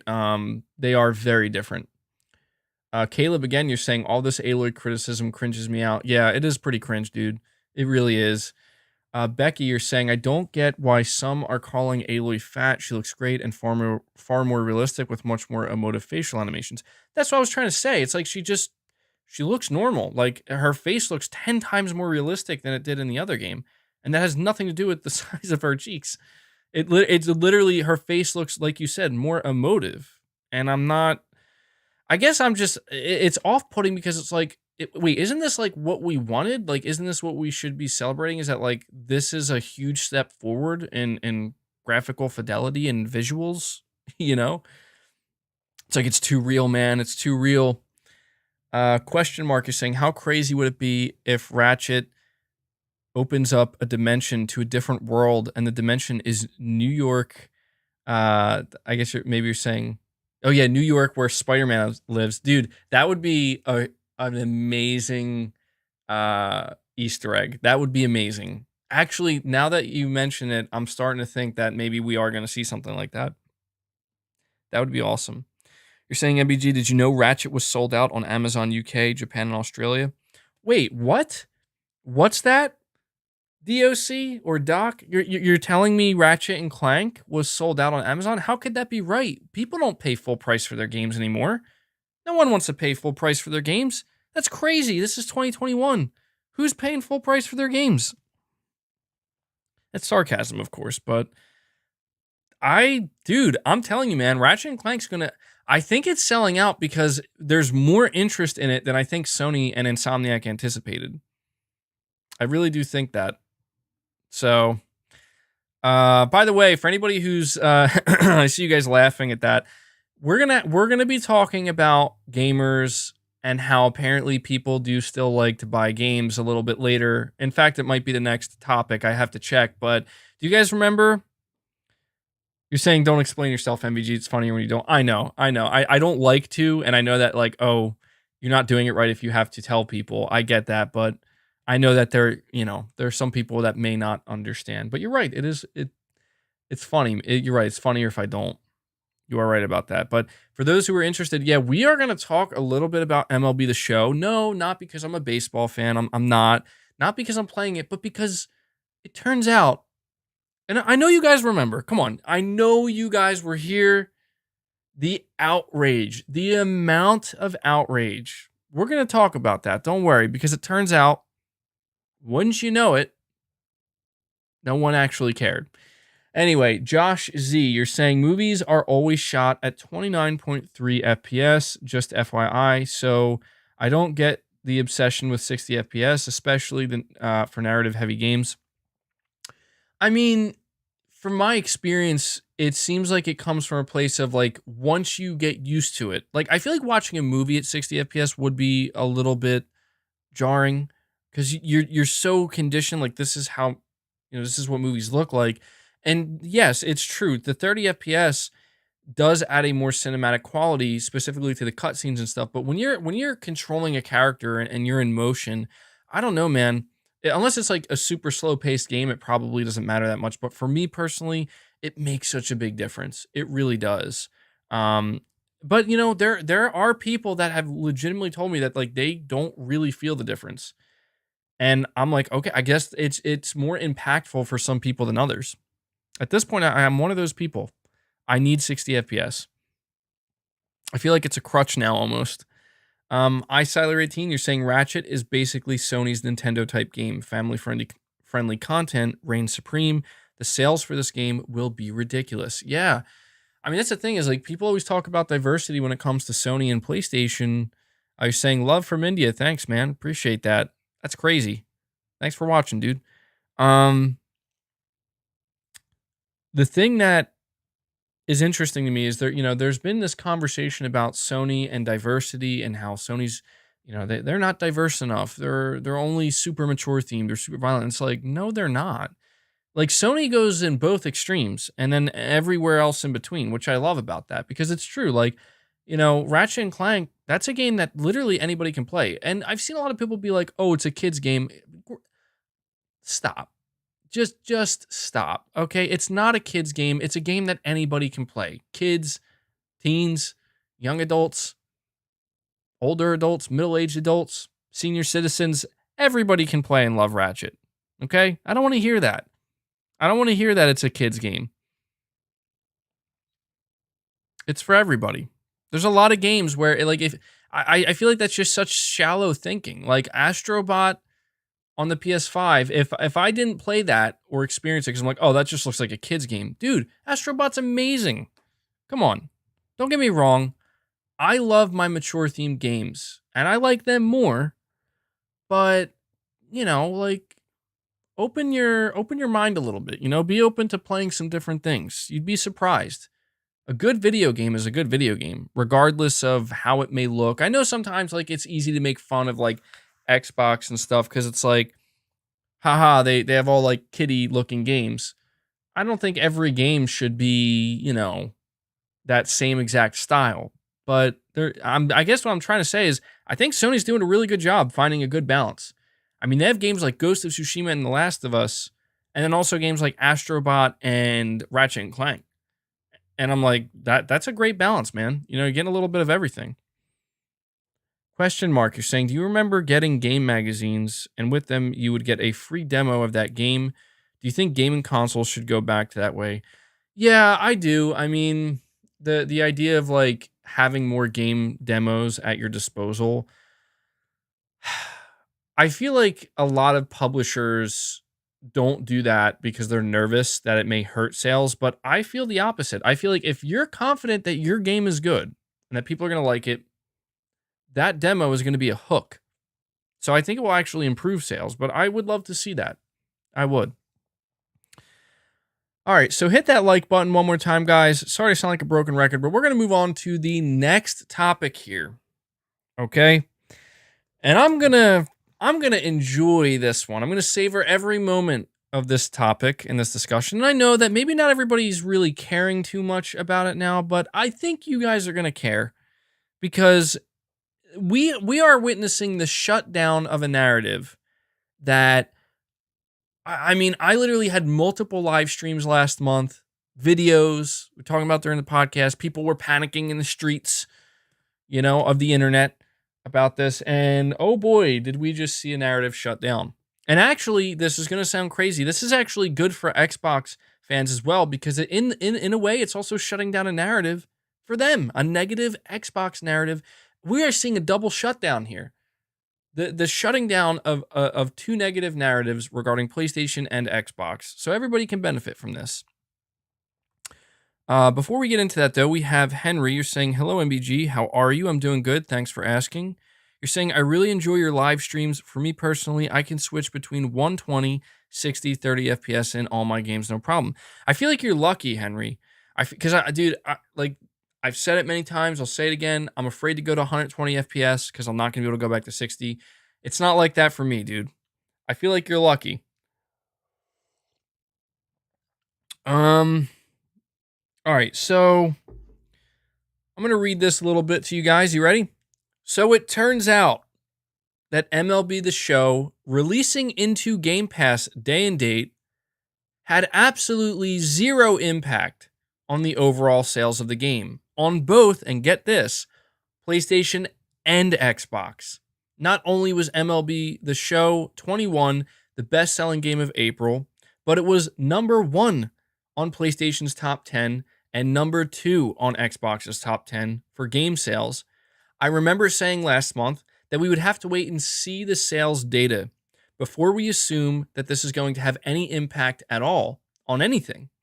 Even if you were someone who is laughing at the fact that PlayStation owners still have to pay full price for MLB, well, it seems Xbox players also had no problem paying full price as well, even when the option to access this game for $10 was right there on offer.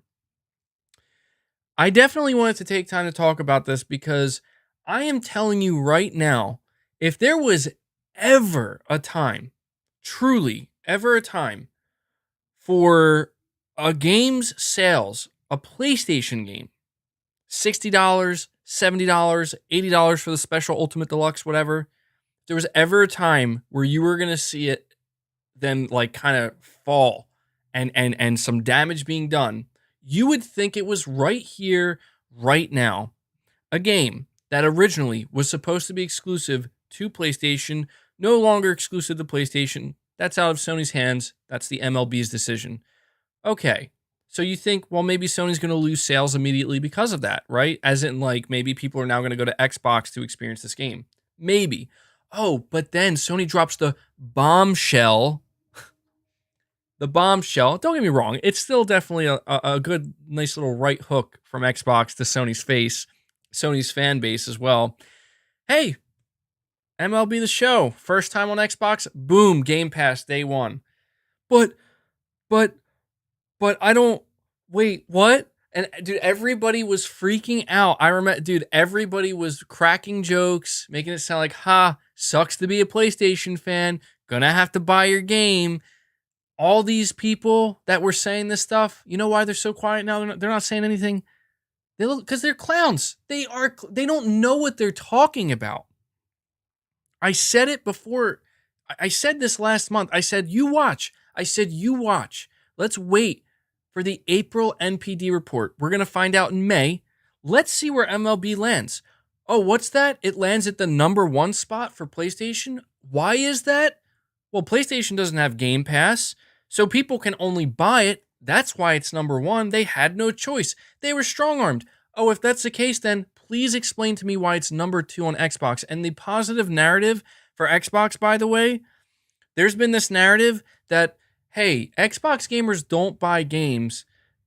If this data is any indicator, that's actually not true. And that's a good thing. I want that to be known. I know it's funny because it's like, oh, well, Xbox players don't buy games. I'm glad to find out they do. Because as I've been trying to say, I am an advocate for game ownership. I am absolutely against, in the gaming sphere here that we're in, excuse me, I'm absolutely against this idea that we're going to condemn people for buying their video games. That you're an insane person if you're willing to pay $70 for a game. Well, you know what? These people officially look like clowns at this point. You can tell me how good of a value it is, how good of a deal it is. That's great. But I'm going to shut that down immediately by simply saying, but what if you want to own the game? Turns out that matters to a lot of people. In fact, I'd say that probably matters to most people. Spider-Man, you're saying, remember when the media was saying a couple of years ago that consoles were dying and soon won't be around anymore? Now companies can't keep consoles in stock. Yes, Spider-Man, this is what I'm saying, dude. Like, this is why you can't. You cannot. If I had like just one single piece of advice to give to anybody, and this absolutely does not just pertain to video games media. Do not ever read a piece of media, watch a piece of media, listen to the media, and believe that that's how it is. That's the truth. No. Okay? There is an agenda for everything. What's my agenda? You know what my agenda is? I want to have a channel where obviously I want to make some money doing YouTube. Who doesn't? Anybody who's doing YouTube is trying to make money. I'm not trying to hide that fact. I feel like anybody who tries to hide that, why would you hide that? Everybody knows YouTube is lucrative. YouTube is here for people to make money. But you know what's amazing to me is the idea that I can do this. I can build a community and we can, you know what we do here? We get together and we talk about video games and our enjoyment and our love of them and our criticisms of them. The reason why I'm highlighting this is because there's so many segments in the media where that's not what it's about. Obviously, they're trying to make money as well, but what it's about is you're saying my face is too bright. I apologize. Hold on. Give me a second. Maybe I can adjust it. Let me know if this is better. I'm turning the light. I probably should have done this earlier. Got it. Let me know if this is better, guys. I'm going to sit back and just see. I'm going to continue my rant. Is this better? I turned the light the other way. I feel like it shouldn't have, it was... Okay, it's better. All right, my bad. I should have done that earlier. Everybody was telling me it was too bright, and all right. It's a little bit reflective. I don't know. Give me a second. I'm going to see if I can adjust it just a little bit more. Hopefully, I just don't want it to become too dark. Anyway, when are we getting workout videos? I don't know that you ever will. I'll just leave it like this. It's a little bit darker, but I think you guys will like that better. What I'm trying to say, to finish my rant, my face was praising the sun, yeah. I just don't like this notion that what the media says is how it is. I understand that a lot of the media is also opinions, and that's great. We can have as many opinions as we want, but there's segments of the media where it's like they have this, it's almost like they have a position, right? And like this position is, hey, what we say is the way it is. Like, do you guys remember? Come on, I want you guys to think. I want you guys to think about last month and all of the concern, the outrage over PlayStation. Where is it now? Where is it? Where is the outrage over MLB The Show? There is none. It was always fake. Because it turns out that anybody who cared about buying MLB The Show, they don't care that it's on Game Pass. And they definitely don't care that it's on Xbox. I'm telling you guys, like, it's funny to me. It's funny to me because all I've been saying this whole time, all I've been saying is to be patient. That is what I have been telling people. And look at where we are now.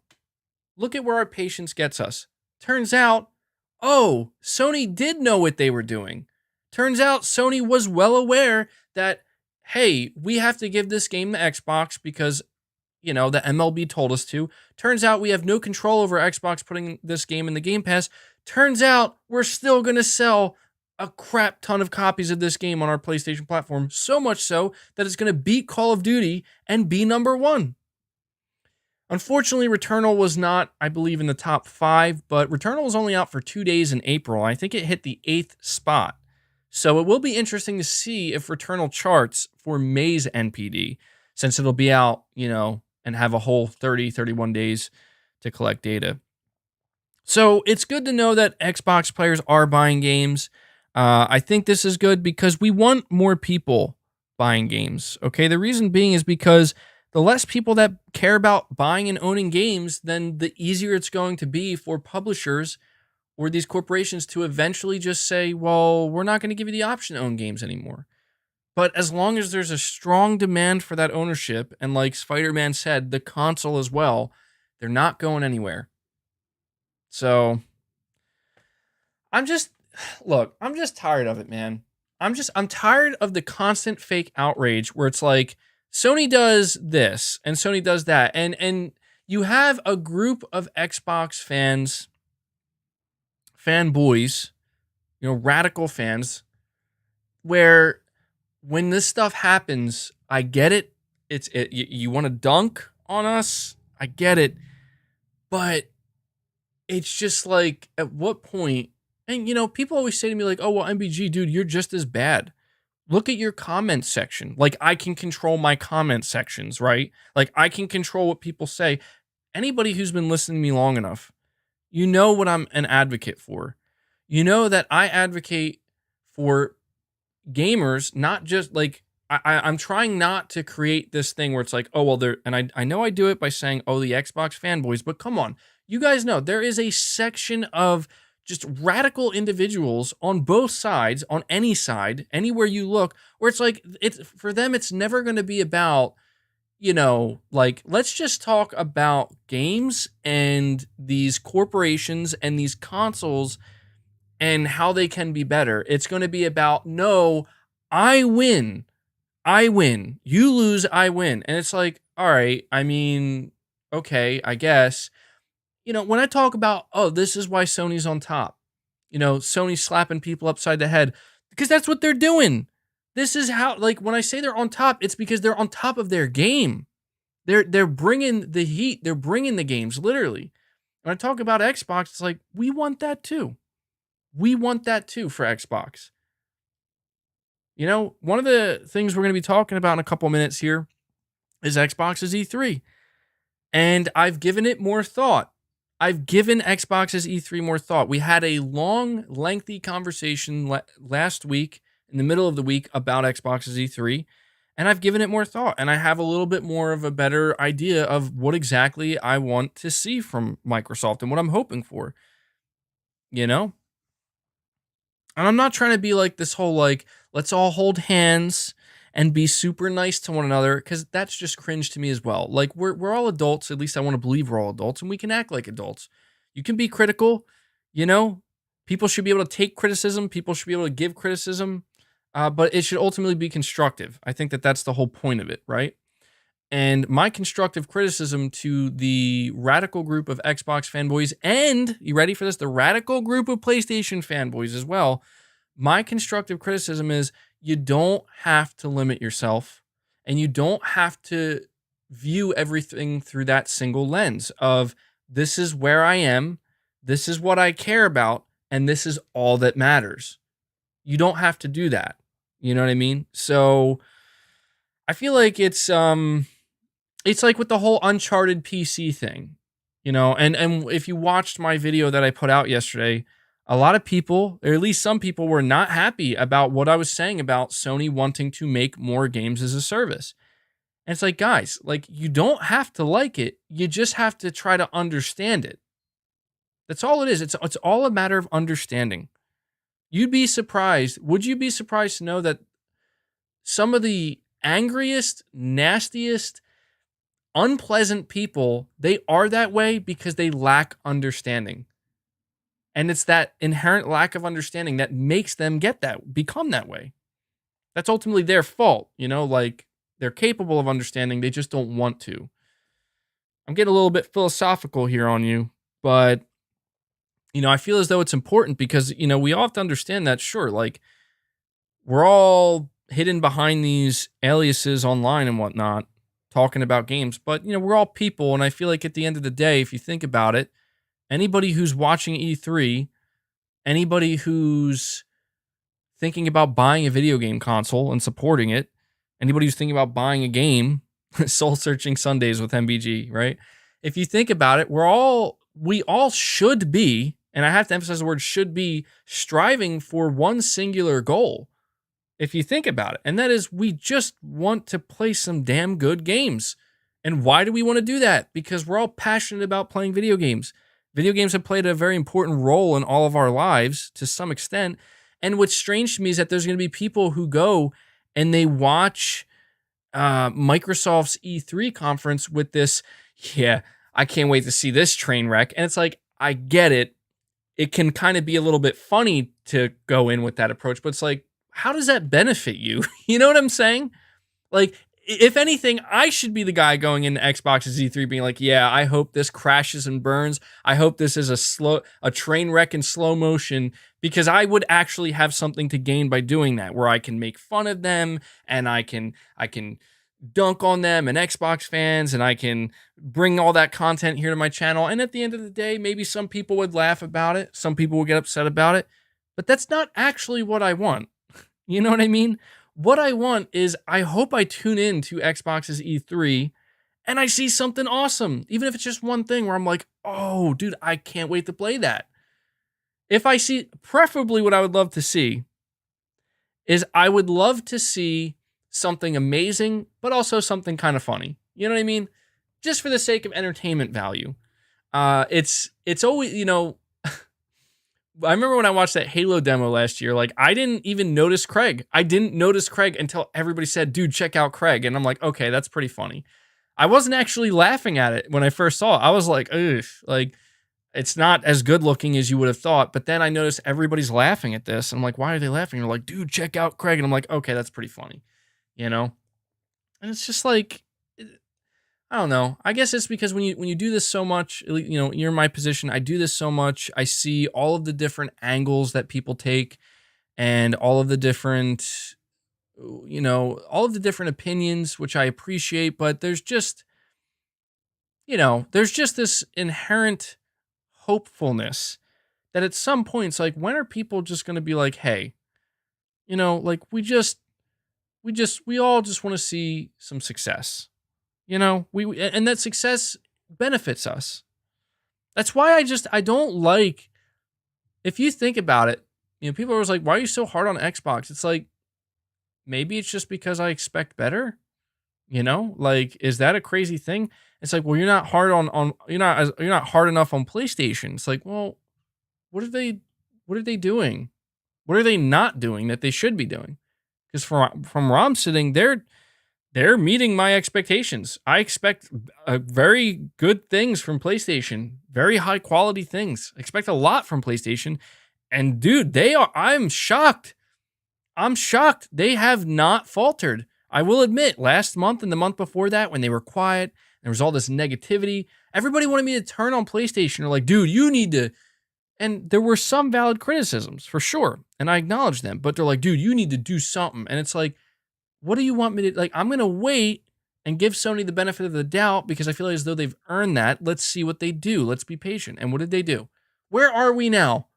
You know, and ultimately, you could apply that to Xbox fans going into this E3.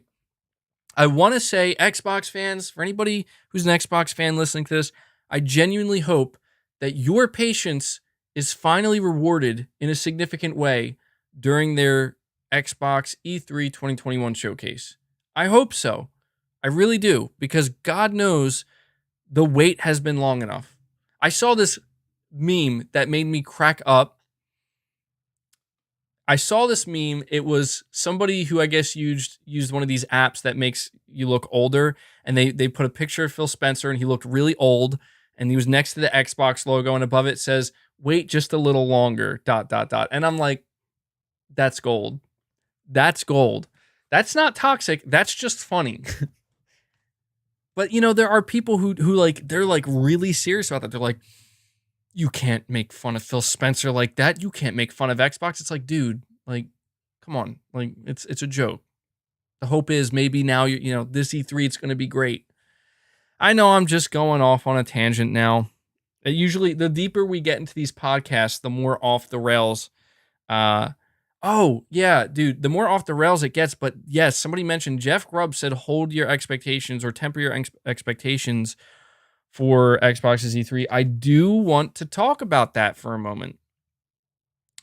Wait, hold on. Okay, I think I'm getting confused because I talked about this on my stream. How many of you were here earlier or last week? Not last podcast. It was the last stream I did for Xbox. It was titled, How Do We Feel About Xbox's E3? How many of you heard what Jeff Grubb had to say? By the way, let me know in the chat. I'm just curious to see how many people either heard what he said or didn't.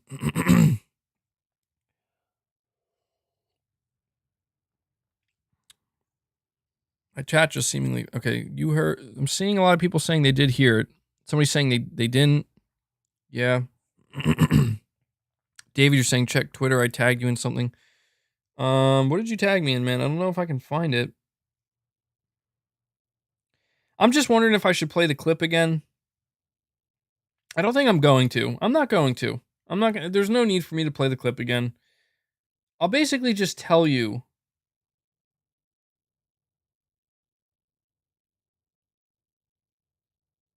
I'll basically just tell you what he said and give you a good idea. You're saying Phil Spencer and Aaron Greenberg are nothing but used car salesmen. I mean, I feel like it's their job to hype things up. I feel like the problem with both Phil Spencer and Aaron Greenberg is they have been. I'll put it to you this way: like, I think Phil Spencer and Aaron Greenberg are like, we gotta hype up the fan base, you know, and I think they put a lot of faith in their development teams, and they're like, wait until you guys see what our dev teams have, and then their dev teams kind of show what they have, and then, you know, people are like, okay, I mean, that wasn't that good, and they're like, oh, like, I thought they were gonna. I mean, if you look at what happened with Halo last year, I think that's kind of obvious, right? Phil Spencer and Aaron Greenberg had the utmost faith in 343 and Halo Infinite's gameplay reveal, and everybody responded negatively to it, and they were like, oh, you know? So, I don't know. Maybe they're a little bit out of touch. JDTV, you're saying, I'm thinking about getting a dog. I would call her Abby, but I'm not sure about it since I hate Abby from The Last of Us 2. Oh, it's just a name, dude. You know, I mean, if you're going to name your dog Abby, just do it because you like the name Abby, you know? Hold on, there was something I wanted to find here real quick because I want to read it to you guys. It is actually from Aaron Greenberg because we're now officially talking about Xbox's E3. Why can't I find him? Hold on one second, guys.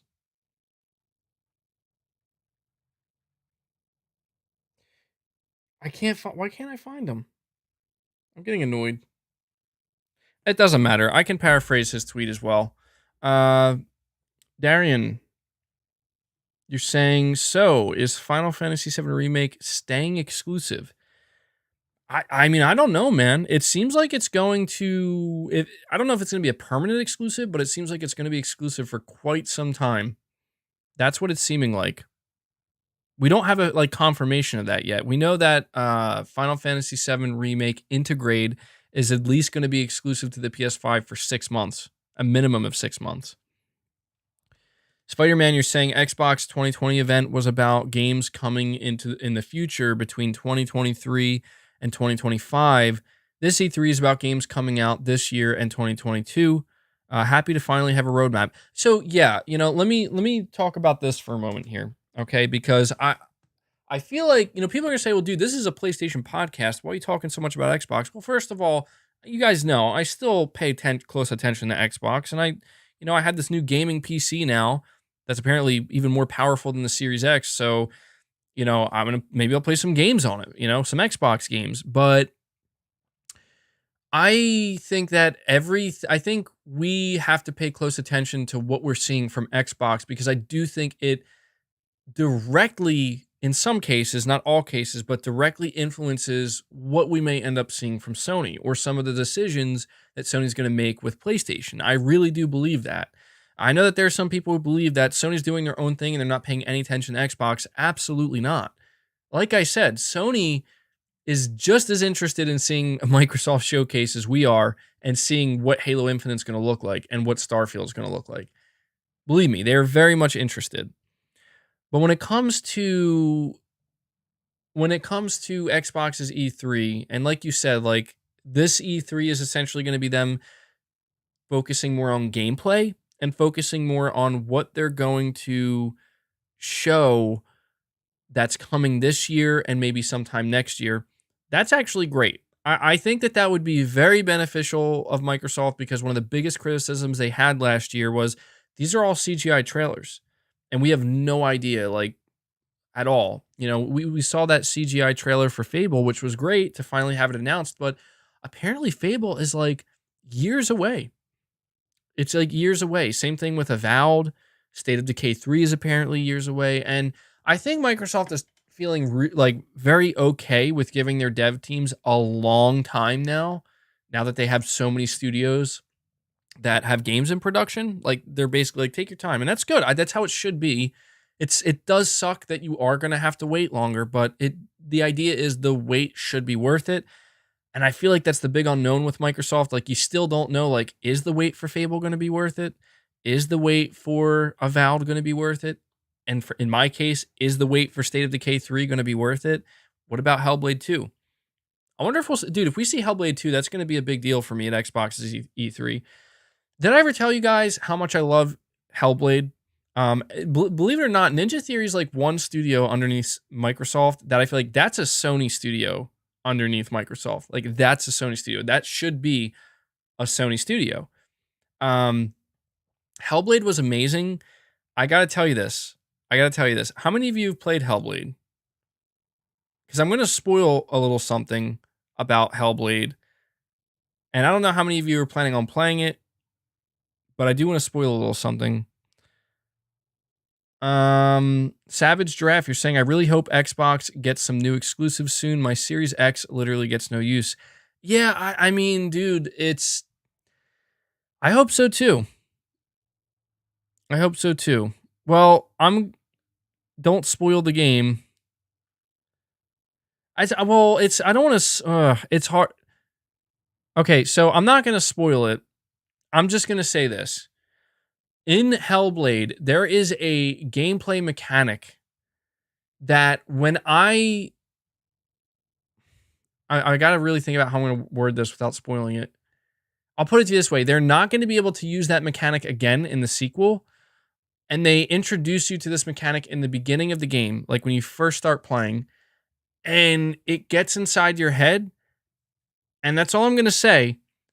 I was blown away at some point, like, about this game mechanic. Like, it's honestly like one of the most genius gameplay mechanics that's meant to evoke a certain feeling in you to make you feel similar to the character, that I literally was just like, what, that's impressive. Like, I got to give it to Ninja Theory. And that's what I'm going to say. And I really liked Hellblade. It wasn't perfect, but it was very good.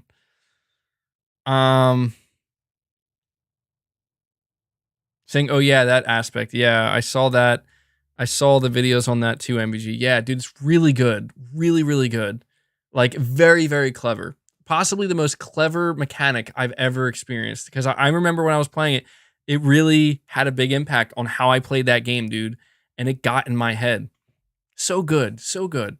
Ninja Theory, I honestly think Ninja Theory may be the best studio that Microsoft has. Like, I really think that. You're saying what mechanic? Please go in depth. It's really tough for me because, I mean, I know it's an older game. Some people are saying that they don't want me to spoil it for them, but it's I want to talk about it, but I also don't want to spoil it for people. Savage Giraffe, you're saying, I don't care anymore about older games getting 120 FPS, and yes, Hellblade was amazing.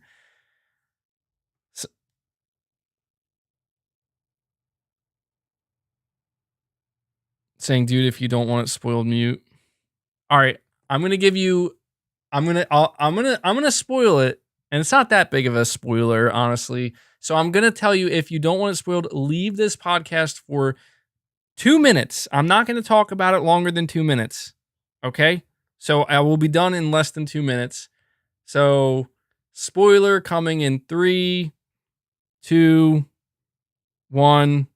Okay, so the mechanic I'm talking about is in the beginning of the game. You find out that every time you die, I believe they call it the darkness. I don't know if it has a different name, but it's like this black stuff that starts to creep up your arm. And every time you die in the game, it gets higher and higher up your arm. And the game tells you that if it gets to your head, if the black tar-looking darkness gets to your head from you dying, the black Groot or whatever, you will start the game from the very beginning. Like it, and what it does is it makes you believe, holy crap, I can't mess this up. And that messed with me so bad. I was playing the game and I started freaking out because I'm like so far in the game and I keep dying and it's like up to my neck and I'm like, oh my God, no. Just to find out in the end that it was there to screw with your mind. It was never going to bring you back to the beginning of the game. What it did was it wanted you to have this feeling of dread and like basically if you screw this up, like you're going to pay the consequences for it. And what it did was it got you inside of Senua's head. And like that's what was going on in her head. Where it's like a lot of the stuff she's experiencing and seeing is not real. It's made up and she believes it's real. And it was like, I gotta say, it is possibly the most impressive video game mechanic I've ever witnessed or experienced that was meant to convey like how somebody with mental illness is dealing with what they're seeing. Gotta say, man, very much very much an amazing mechanic. I'm done talking about it, so the spoiler's over. Hopefully that didn't go longer than 2 minutes, but that was such an awesome mechanic. And honestly, it's one of the reasons why I am so excited to hear and see more about Hellblade 2, because I'm very interested to see what else they may have up their sleeves for us with that game. So, yeah. Definitely, again, I feel like Ninja Theory should have been a Sony studio, but hey, that's one of the studios that Microsoft has that I'm very much like, okay, these are some, I really like what they're doing here. And also I do, and I'm not spoiling anything here, but I do want to say the story of Hellblade was really, really good. Like it was very, very good. So, you know, my honest hope with the next Hellblade is that it's a big AAA game, because when you played Hellblade 1, it was kind of like a AA game with like a AAA quality to it. Like it was almost AAA, but it was missing certain things. Yeah, I'm done talking about it. I'm done talking about the spoiler. So if somebody could type in the chat letting everybody know that the spoiler's done. So I hope that, I really hope that that Hellblade 2 is like a fully fleshed out AAA title. I really do. Because I think it deserves it, and I think that would be like one of the easily, like if there's any game that Microsoft should really be putting a lot of money and time into, I think it's Hellblade 2, for sure. You're saying it'll come to PS5? I don't think so, man. I don't think so. You're saying that mechanic is in Returnal now? Sure. Judah, you're saying, I'm sorry, but the only feeling Hellblade invoked in me was boredom. I really did not like that game. Pretty, but also boring and predictable, in my opinion. I will admit, I feel like the combat needs to be much more fleshed out. Like, there needs to be more, some more intricacies within the combat. Like, you know how in, like, God of War's combat, like, on the surface, it's like, it seems like it's simple, but, like, once you continue to play, you're like, oh, there's, like, a lot of layers here. There's a lot of depth. I think a game like Hellblade 2, along with much more enemy variety, I think could really benefit from that. Basically, I think Hellblade 2 has the potential to be, for those who are not aware, that game that finally is like, oh, this is like, okay, now this is a game that's underneath Microsoft, where this is now finally competing with the quality level and what people are, have been getting from Sony. I think Hellblade 2 has the potential to be that. I will admit to you, I made this mistake with State of Decay 2 big time. I was under the impression that State of Decay 2 was going to be like a big, amazing game. Like, finally, this is going to be like one of the biggest games from Microsoft. And it's not that it was a bad game, but boy, was it kind of a dud in that sense, where it's like, that's absolutely not what that game was at all. So I'm always a little bit hesitant about, I'm always a little bit hesitant about hyping up Xbox's games, because I want them to be like these super high quality, meaty, super fleshed out games. And sometimes they're just not.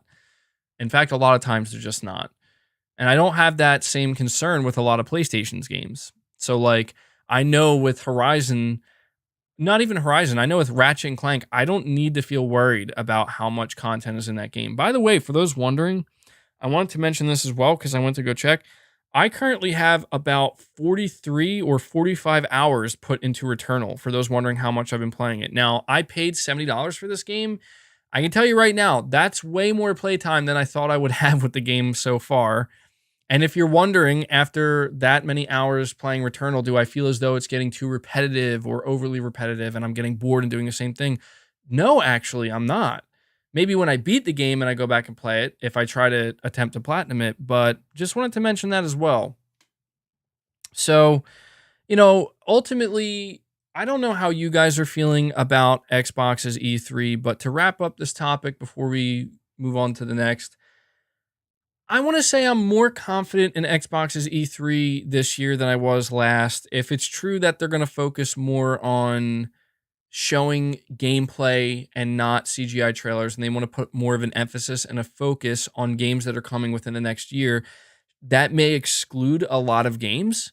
I know like Halo is like easily going to be the biggest game, maybe with Starfield, and I'm not that excited for Starfield. I'm very interested in seeing what it is, but the games that I'm personally excited for from Microsoft, we may not see. The only game that I'm hearing might actually be there that will launch this year is Forza Horizon 5, which I'm a fan of those games, so that'll be exciting. But, I'm going in expecting that they're going to show some pretty good stuff. I don't know that I'm going to walk away being blown away. I don't know that Starfield will do it for me. I know that Halo's not going to do it for me. And so it really comes down to the unknowns, which games is Microsoft going to show that we just didn't know about? I mean, I have this up here too. Let me read this. So this was from Reddit. Somebody sent me this. Multiple new games teased for Xbox and Bethesda E3 showcase. So we talked about this tweet from Clobriel, who is apparently an Xbox insider or whatever. And he said last year, the Xbox Game Showcase, Xbox revealed 4 new AAA games coming from their own studios: Forza Motorsport, State of Decay 3, Avowed, and of course Fable. For this year, Xbox Studios and Bethesda. So far, I do think I already know about 5 completely new AAA titles being announced this summer. Some more expected than others.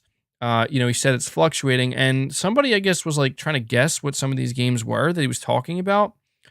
And so he says some of these games are going to be Forza Horizon 5, which we've heard about. Wolfenstein 3, apparently. A lot of people are saying that Wolfenstein 3 is going to be announced at Xbox's E3. I haven't played really the Wolfenstein games. I know that a lot of people are going to be excited about that, but that would be a pretty good reveal. That would definitely be a good reveal. Says here, apparently Project Typhoon, which was reported by Jez Corden. I have no idea what that is. iSiler18, you're saying the $70 narrative is annoying. There's plenty of $60 games that aren't with that price. Biomutant is definitely one of them. Worth that price, I think, is what you meant to say. Yeah, Biomutant. Oh, yeah, you might get really quick, guys. You remember the whole Biomutant runs at 1080p if you're playing it on the PS5 because it's in backwards compatibility mode and it's not a native PS5 port. Again, people just basically putting on the clown makeup, man. Like, guys, did you take it, rather than focusing so hard on what the resolution of this game is running on a platform you claim you don't even care about or play on, did you stop to take a second and think, is it actually going to be a good game? Turns out it's a pretty mediocre game based off of everything I've heard. I know it was a small dev team, but still, putting that aside, it seems like it's not that good. So, these people are playing resolutions more than they're worried about actually playing good games. It's ridiculous. Apparently, so this person on Reddit also says like the Project Typhoon game, whatever that is, seems to be closer to a reveal than their game with Hideo Kojima and IO Interactive. Project Dragon RPG, also Project Omen by Arcane. I mean, look, I don't know what to make of any of this stuff. I don't know what to make of any of this stuff because it's kind of like, I feel like we're hearing all about like all these games that are in development or in the conceptual stages I don't know, man. Like I want to say, I'll ask you guys this. Like you guys tell me, do you expect big surprises from Xbox's E3, or is it more like you feel like you have a good idea of what you're going to get and you're just hoping that what you do get is good? Or do you think there's going to be like some big surprises? Cuz this is where I still can't. I'm expecting good things from Xbox's E3, but I really don't know. Like what Jeff Grubb said really kind of got to me, where it's like I don't know now. Like do I go in like saying, okay, they're probably not going to show much? Or do I go in being like, okay, this is it. They're going to have some really surprising, exciting stuff. Andrew, you're saying Biomute's great if you turn off the narrative. Okay. Okay. Seeing what you guys are saying.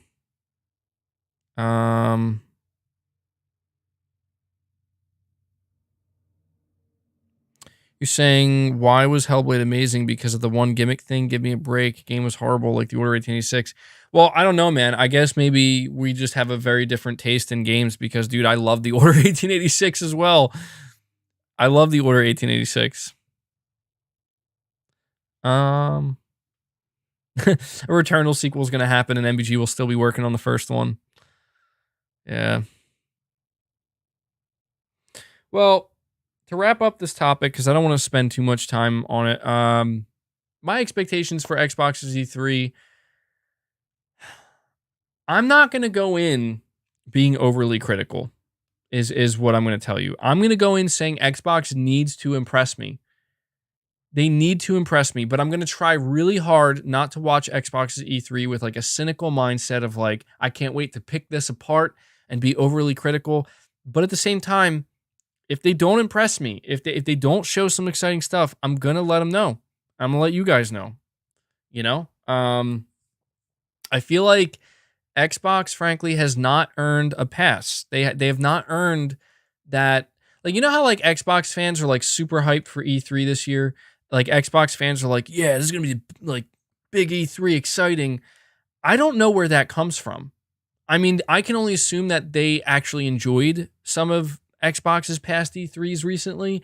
But for me, I don't know where that comes from. When PlayStation fans get very excited for the next Sony event, I know exactly where that's coming from because the last Sony events were amazing. You know what I mean? And very far from lackluster. And so I feel like I can't, like, I feel like there's like people around me who are like, yeah, this E3, man. And I'm like,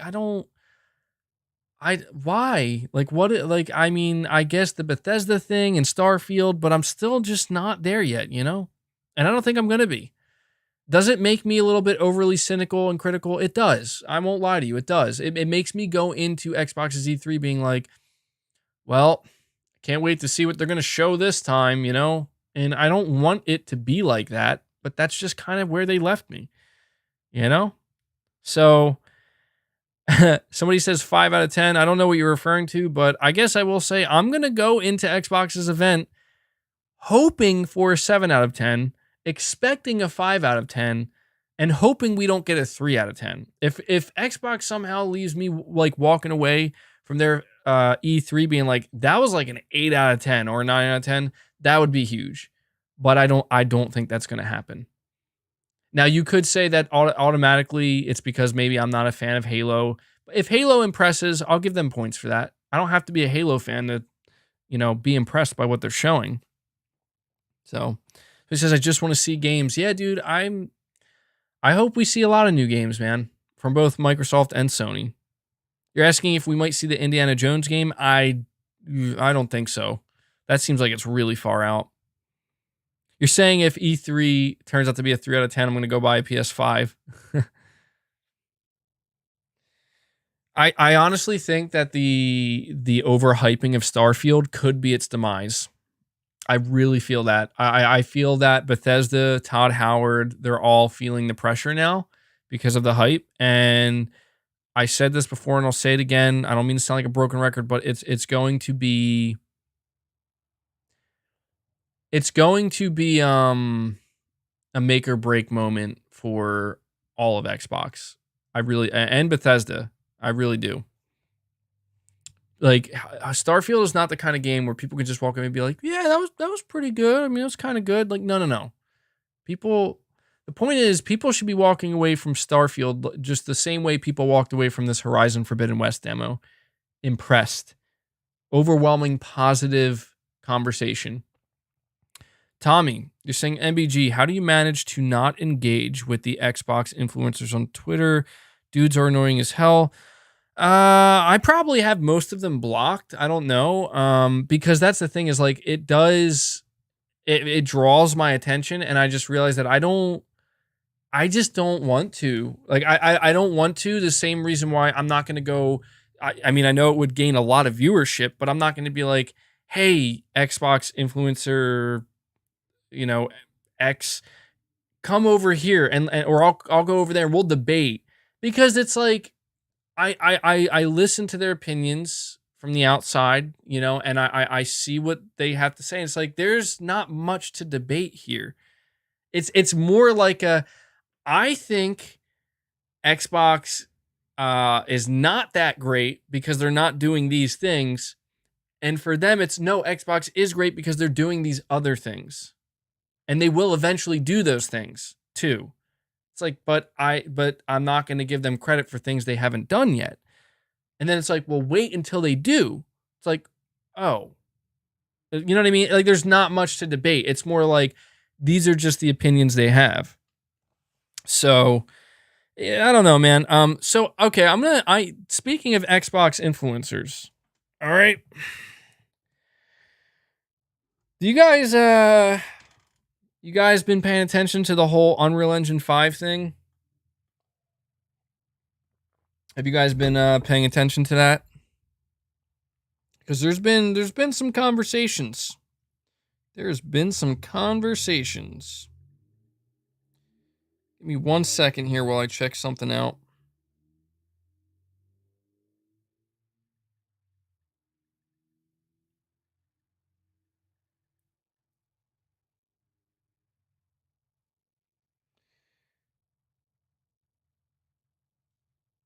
So, the Unreal Engine 5 thing.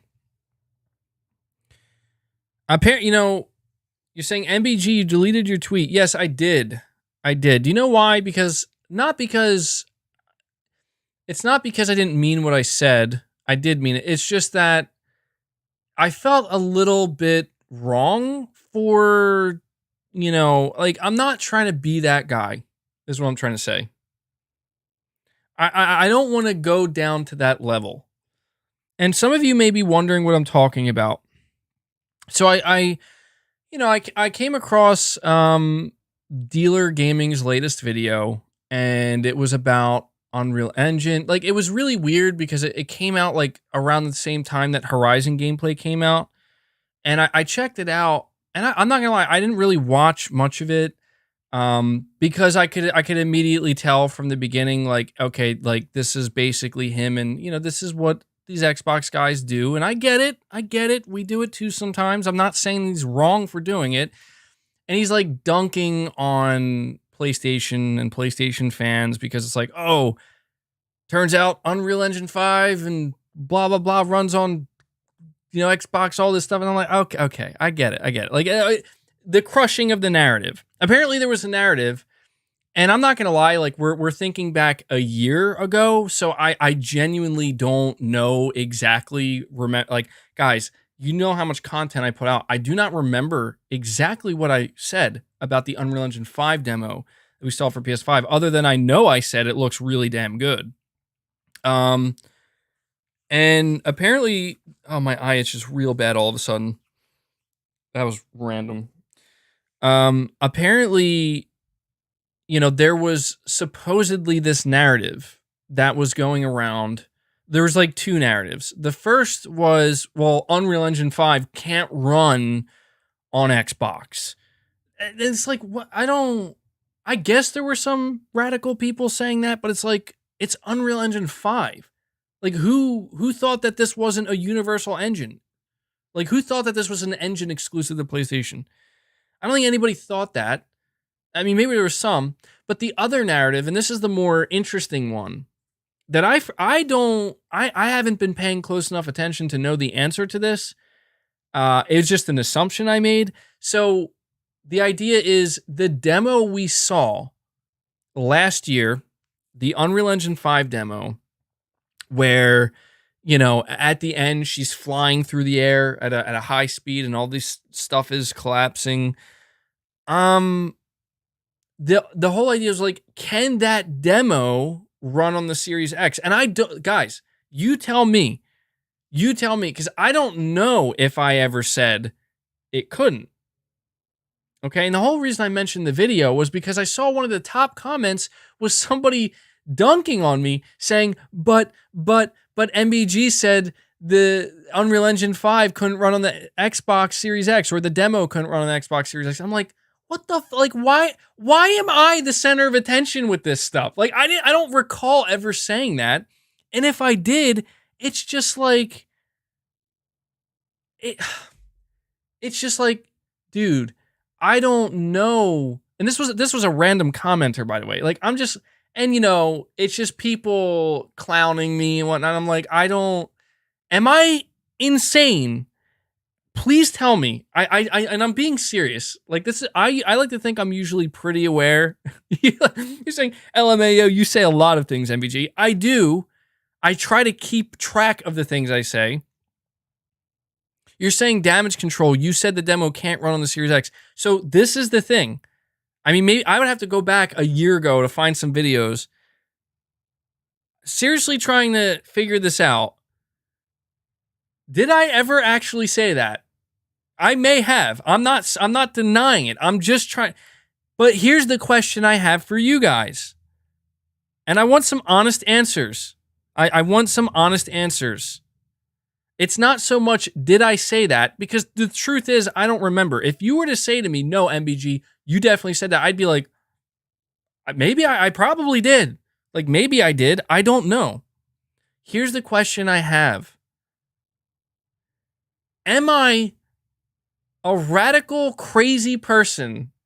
Am I a ridiculous person for seeing that Unreal Engine 5 demo run, and they're talking about PS5, all about PS5, PS5, reading headlines where, you know, who was it? Tim Sweeney, somebody from Epic saying, we actually had to go rewrite code for Unreal Engine 5 to make it run on the PS5, to make it work on the PS5. They're saying these things. Am I a crazy radical person for believing, well, then surely that means that this demo they just showed can probably only run on the PS5. Like, they made it just for the PS5. Am I crazy for thinking that? Am I radical for thinking that? This is what I'm trying to say. You're saying just a tad? You're saying, yeah, it was a bit radical? I'm a little crazy. Really? Now I'm wondering if you guys are messing with me. That's crazy to think that they made that just for the PS5 to market it on the PS5. I mean, you know what? Now that I think about it, maybe it is a little bit radical. Because the thing is, if you're like, well, they're clearly just going to say that. Like it's a partnership. Like, even if it could run somewhere else, they're going to say that, right? And the whole point I'm trying to get is it's not that serious. I was just surprised, dude. I got to tell you, I'm like, why am I this? Like, why am I still being talked about? You know, like in these groups, in these sections. I'm like, I'm not even. I wasn't even paying attention to the Unreal Engine 5 demo. A bunch of people were saying, oh, here's it running in the Series X. I'm like, oh, okay. Oh, okay, dude. All right. Now I know what it was. I did tweet about it. I forgot about it. I did tweet about it. I said, I think I said in my tweet that, like this PS5, that demo that we saw on the PS5 was tailor-made for the PS5. And a bunch of people were like, no, it wasn't. It was not tailor-made for the PS5. They're like, so I know I'm going to have no choice because I'm not going to look it up right now. And I probably couldn't find it even if I did look it up. But a lot of people were saying to me that Epic Games confirmed that PS5 demo could run on a Series X. Is this true? I don't remember seeing that. Maybe they did. I don't know. And like the whole thing about it is I don't really know that it matters. Because I know that I never said, I know for a fact, and you can go back and check, I never said that Unreal Engine 5 could not run on the Series X. It is, we established it is a universal engine. It can even be, used on mobile. You're saying, no, they didn't. Somebody says it was confirmed. Somebody says Epic never says that. I don't know, man. I don't know. Somebody says that demo last year was made for PS5, not meant to run on the Series X. It's all marketing talk, MBG. I'll put it to you this way. Even if that demo could run on the Series X, which I don't know if it could, let's just say it can run on the Series X. I don't know that it matters, because what mattered in that moment is very simple. What mattered in that moment is that Sony was the one who was like, look, Epic, get this on the PS5. We want people, when they see this demo, because of how impressive it looks, we want them to know it's on the PS5. Like, this is running on the PS5. And that's the point. Like, Sony did that, not Microsoft. So it's like people got hyped about, like, holy crap, did you see that Unreal Engine 5 demo on PS5? It's like, here we are a year later where Xbox fans are finally like, here's our demo. And sure, the Xbox Series X demo looked really good too, for sure. But it's like, you notice how it's not making the waves the same way that it was last year. So maybe it is all marketing speak, like you said. It's all marketing. Black Waifus, you're saying, I know you don't want drama, but respect for actually using a name. Well, I'm not doing it. It's not like, hey, I'm gonna name drop because I got a problem with this person. No, I'm making people aware of like what piece of content I'm referring to. But yeah, Judah, you're saying if you said the demo could not run on the Xbox Series X, you would have been correct. That demo was specifically made for the PS5. People keep saying to me that Tim Sweeney confirmed it could run on the Series X. Let me look it up. I am genuinely curious. So Tim Sweeney, PS5 Unreal Engine demo. Oops, spelled that. Unreal Engine demo, Xbox Series X. Just see what comes up.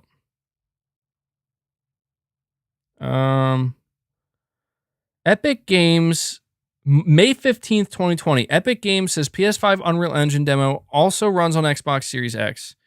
So let's see. Epic Games has confirmed, and this is reading from Screen Rant. Epic Games has confirmed that the technology that is powering the recently released Unreal Engine 5 tech demo will also be supported on the Series X, Microsoft's upcoming next-gen console. Unreal Engine 5 is the latest version of Epic's game engine and was first... Okay, that's very different. That does not... Let me read further. Unreal Engine... What the...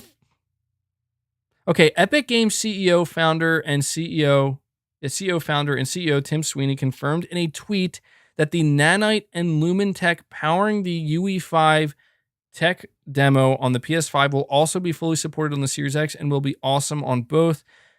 Xbox Games Marketing General Manager Aaron Greenberg and head of Xbox Phil Spencer also chimed in on Twitter praising the tech demo and the new engine, while also saying that many of the studios under Xbox Game Studios are using... Yeah, that's not what he said. He didn't say, Tim Sweeney didn't say that this demo can run on the Series X. That's not what he said. He straight up said he's confirming that it supports the Xbox, that Unreal Engine 5 is supported on the Xbox Series X. Like, come on. Is this what people are talking about? Because this is where I'm going to start to get a little pissed off. This is where I'm going to get pissed off. Because that's not him confirming Nanite and Lumen, unless it's like, is that the name of what's the name of the demo? Is that on here? Trying to remember that, because is that the name of the demo, the Nanite and Lumen? Or I think that's just the name of the technology. MBG about to Hulk out. No, saying MVG, I was just joking about you being crazy. Nothing of it. Oh, dude, I know. Trust me. I know. I'm aware. You're saying Unreal Engine is a multi-platform engine. I know that. Unreal Engine, Lumen in the Land of Nanite is the name of the demo. Sweeney said the Unreal Engine 5 demo on PlayStation 5 was the culmination of years of discussions between Sony and Epic on future graphics and storage architectures. Nanite in Lumen is just UE5 lighting tech. So, okay. So, this is some straight, I'm just going to say it, this is some straight bullshit, clickbait, nonsense. Screen Rant, May 20th, 2020. I bet you, how many Xbox fanboys you think just grabbed this article headline? It says Epic Games says PS5 Unreal Engine 5 demo also runs on Series X. They didn't say the demo runs on it. They didn't say that this specific PS5 demo can run on the Series X. They said Unreal Engine 5 and the technology it offers can run on the Series X, just like it can run on mobile phones. Oh my God, dude. This is where I start to get really annoyed because people just say shit. Judah, you're saying UE5 and the tech can, of course, run on the Xbox. Not that demo, but bloggers and journalists write headlines, and it's different in the articles. So let me look a little bit further here, see what else there is. Here's another headline from T3.com. See, this one sounds more accurate. Unreal Engine 5 will be awesome on both PS5 and Series X. Tim Sweeney on Twitter. Tim Sweeney posted this May 15th, 2020.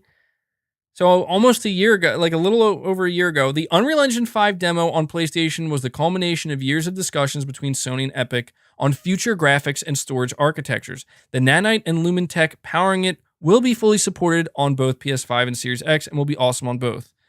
And high-end PCs, and with features for scaling and content down to run on current generation platforms, blah, blah, blah.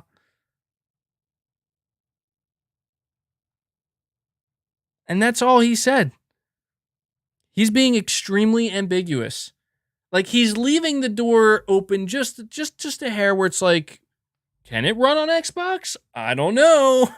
Maybe Sony paid him to say it can't. Or maybe it just can't. Did anybody ever think about that?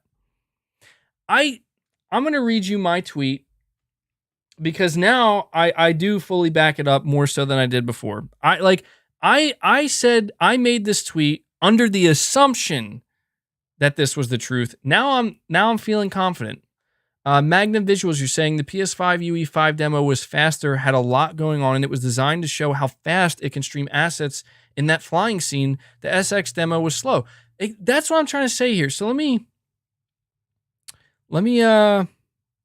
find my tweet. It's a little bit older now, but this really bothered me because I'm like, I'm seeing these clowns in these comment sections bringing my name up, making it seem like I'm the clown, like I'm the moron and I'm the idiot. And I'm like, I'm pretty sure I'm not. Like, I'm pretty sure we have not seen this demo running on the Series X. I'm pretty sure we won't see it running on the Series X. I'm pretty sure that the PS5 is the only one currently doing stuff with some of their games that looks even remotely close to what we saw in that demo. I'm pretty sure we're not seeing anything on the Series X that looks anywhere close to what we saw in the Lumen in the Land of Nanite whatever demo, whatever the hell that name is. This is where I start to get pissed. Because it's like, dude, people don't know what they're talking about. Maybe I don't either, but based off of the research I'm doing right now in front of you guys, look, I'm doing a little bit of detective work here. Like, wait a second, did Tim Sweeney ever confirm that? Because these dudes want to come up to me and be like, we told you.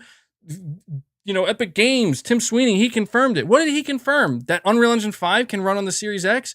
Okay, cool. Pretty sure we established that a fucking year ago. Like, MBG, fine, I'll do it myself. MBG versus Tim Sweeney UFC match confirmed. No, dude. I don't mean to get so heated, but it's like, I get shit slung my way all the time. And it makes me question, well, geez, if I'm getting this much shit slung my way, am I wrong? Am I crazy? Am I radical? Or am I maybe right? People got me screaming up here in my podcast. Dude, you are trying so hard. What am I trying so hard? I can't find this tweet. M. Riley, you're saying you didn't say it. This was where it came from. It won't let me. You're going to dude, M. Riley, if you could do me a favor, I appreciate the super chat. It's not going to let me click on that link in the super chat. I need you to tweet that at me. Okay, here we go. I put this tweet out 3 days ago. Ready? I said, I wonder if people realize that this new Unreal Engine demo is not the same as the one we saw last year running on the PS5. Of course, UE5 can run on the Series X. It's a multi-platform engine. The PS5 demo was tailored to showcase the PS5's strength, the SSD, and the I/O bandwidth. Let's go check the responses. So I have 5 quote tweets. Okay. iSiler18, God of War Ragnarok canceled. Welp, it's MBG's fault. FireX, you're saying rant mode activated. Get him, MBG. Yeah, I mean, dude, like, I only get worked up when it's like, I really feel like I've been painted in the wrong light. Like, people have tried to, like, you know what I mean? Like, if I'm wrong, I'm wrong. And if I'm legitimately wrong, and it's just I'm factually wrong, I have no problem admitting, okay, I'm wrong. Or I didn't know what I was talking about, or I was confused, and I apologize, you know? For me, it's if I start to feel like people are trying to twist the truth about me or my name here or my channel, that's when I start to get pissed off, and I will become defensive because, you know, there's a difference. There's a difference between you're actually wrong and you need to admit you're wrong, and, oh, we're actually just trying to slander your name because we don't like you. I hate that. You're saying, MBG, based on what evidence are you saying the tech demo only runs on PS5? The best evidence we have in front of us. It's not running. We haven't seen it running on anything else. Nor have we had confirmation explicitly that it can run on anything else. That specific demo. That we know the technology behind the demo can be implemented into other platforms and other consoles, but we have yet to see a demo of that magnitude, of that speed, of that caliber running on anything else. Again, I said the demo was made. I said the demo, you're saying Sony paid for that demo. Maybe they did, and I'm not discounting that. I want you to understand. Maybe that demo can run, that exact demo can run on a Series X, right? Maybe it can, and maybe Sony did pay to make sure you're never going to run this on a Series X. That's the thing, though. Even if that's the intention, what is Sony trying to achieve by doing that? They're trying to make it clear that this, like, even if it's not the case, we're never going to know. Sony paid to make sure we never know, but we don't know that. Could it possibly be that Sony said, hey, we did something crazy with our console architecture with the I/O throughput and SSD. Do you think you could make a demo? Like, we'll pay you, but can you make a demo that specifically utilizes this SSD and this architecture? I'm just saying, man. Like, MBG, could Xbox run the new Ratchet and Clank if ported? I don't know. I want to say no, mainly because, again, have we seen anything like that demo or like Ratchet and Clank running on a Series X?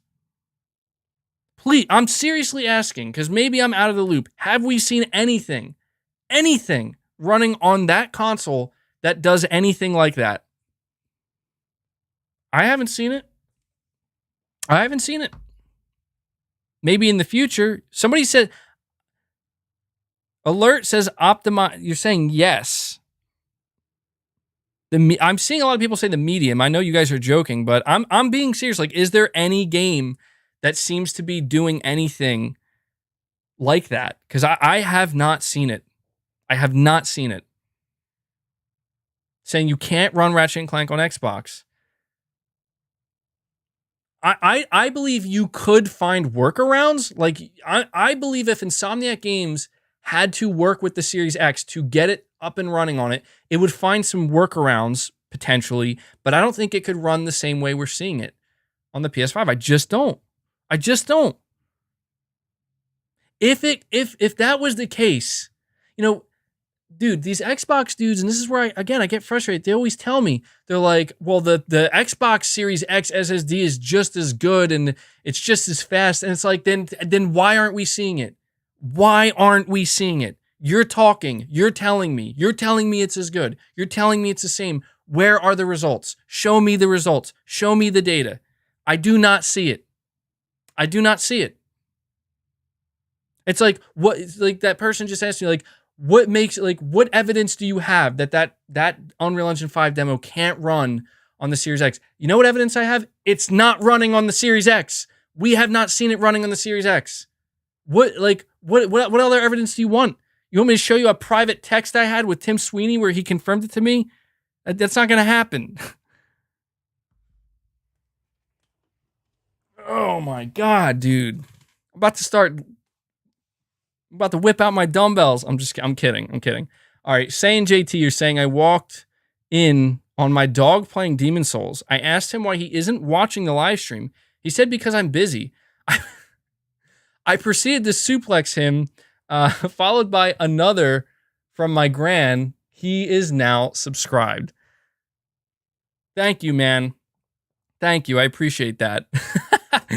I'm going to have to put that on a shirt or something. Moore's Law says you can just brute force the PS5 SSD with more expensive RAM, so I guess a Series X Pro would be an opportunity to do that. I gotta say real quick, do you notice how when we were reading that article, it was saying how when that Unreal Engine 5 demo came out, Phil Spencer and Aaron Greenberg coming out here, well, it works on the Xbox too. It also works, and a year later, we're now seeing the first demo of it. And I hated the fact that, like, Digital Foundry, they're like, some people were saying that, some people are saying that the Unreal Engine 5 couldn't run on Xbox. Like, who was saying that, dude? I'm being serious. What? The less than 1% ultra super radical people who are not part of reality? Those were the people? I don't know, man. The dude's going to flip the table. I want to be clear right now. I'm having fun. Do you see the smile on my face? I'm having fun. I'm kidding. It's all in the name of fun. I know. We got like MBG mood swings. Halfway through the podcast, this dude's talking about Kumbaya. Let's all hold hands. And we all just want great games. By the end of the podcast, this dude's getting ready to flip his table and take some dudes out. It's all in the name of fun. I'm aware of that. Okay. Look, am I losing sleep over that Unreal Engine 5 demo on Xbox and wondering, oh no, can the PS5 demo run on the Series X? No, I'm not. But it makes for some interesting conversation here on the podcast, doesn't it?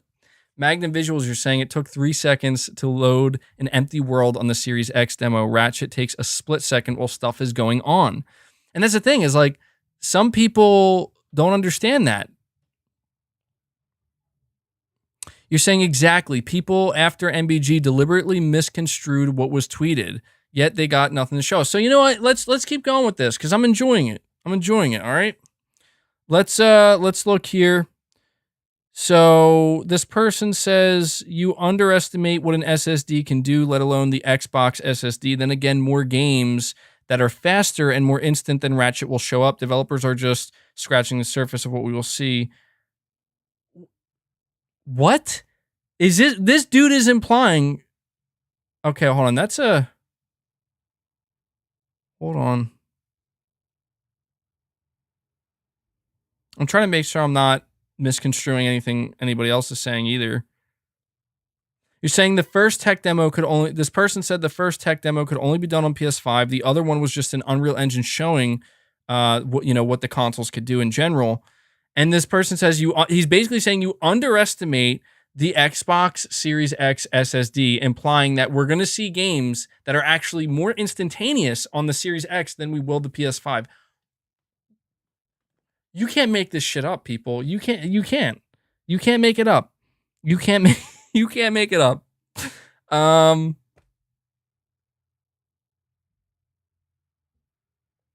right, let me see here. So we have eman2537. You're saying Digital Foundry recap video at 8 minutes and 3 seconds. Level changes on the UE5 that looked a lot like the level change in Rift Apart. Is that for the newest demo? I'll go look at that right now. I'll go look at it right now. I'm gonna have to do it through my phone. I don't want to mess with my PC. Let me go check. I am subscribed to Digital Foundry, so let me find them. Here they are. You said 8 minutes and 3 seconds. I'm gonna go check.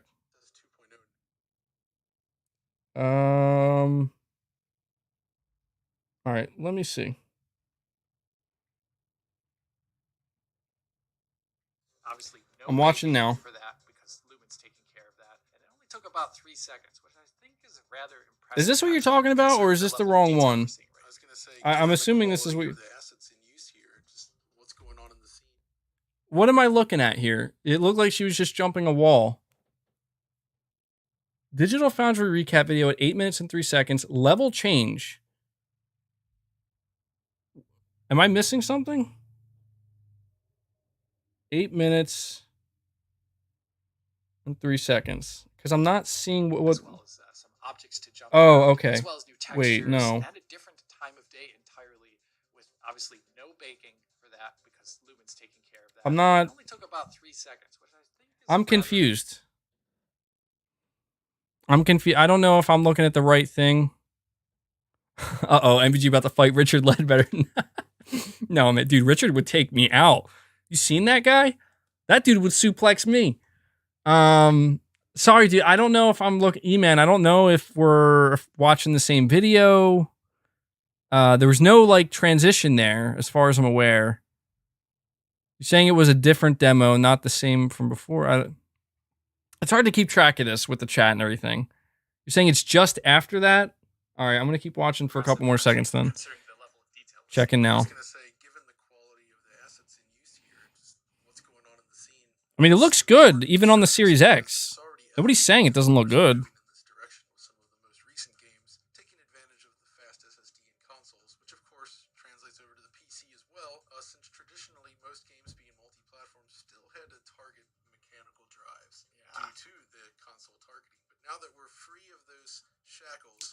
Yeah, somebody's saying he's talking about a camera cut, and I'm like,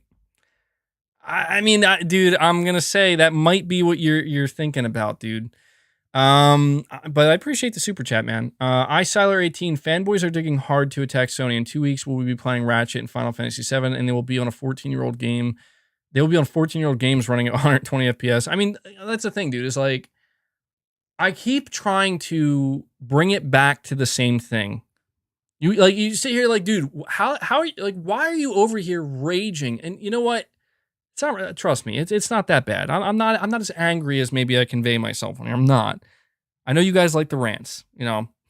But look, it's what it comes back down to the same thing. It's always come back down to the results speak for themselves. What you see, what you get versus what you want to get and what you want to see and what could be, what can be. Reality versus delusional / wishful thinking. There is a difference between the two. Okay?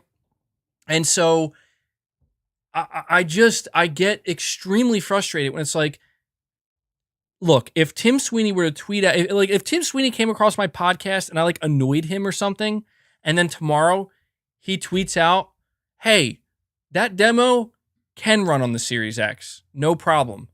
I would say, okay, hey guys, just so you know, and everybody's aware, Tim Sweeney of Epic Games officially confirmed explicitly that this PS5 demo we saw last year, only running on the PS5, could run no problem on the Series X. And that's what we would do. So it's like, NBG watch from 750. I feel like you guys are just trolling me at this point. All right, I'll watch from 750. I'm looking. Different nanite assemblies that are thrown out there. Has different gameplay logic because there's like a new Are you talking about that damn camera cut? That's what you're you guys are messing with me now. Yo, MBG, check out these sick camera cuts. You guys are funny, man. You guys are funny. Aaron, you're saying people are forgetting about Sony and Oodle texture. Dude, I don't know, man. MBG after every super chat. That's the thing, dude. I should put that on a shirt too. Let me go back to this tweet though, just because I'm having some fun here. Look, I know it seems like, man, this guy's so angry. This is cathartic for me. You guys understand that? I almost dropped my phone. Okay, yeah, watch it at 761. Okay. All right, so this particular tech, Black Dynamite says this particular tech demo can only work on PS5. He's quoting me, putting a bunch of laughing emojis, saying, imagine thinking something can only work on a weaker console. Oh, dude, come on. Like, I can't even tell anymore if these people are trolling or if they are serious. I can only laugh because I have to believe. This person says, nah, mate, it was just marketing material or a marketing deal.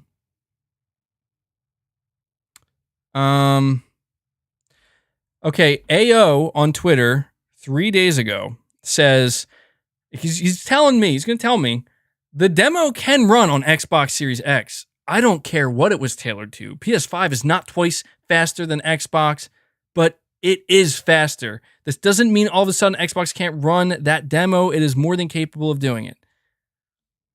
My question to him and anybody who's saying that, where is your proof?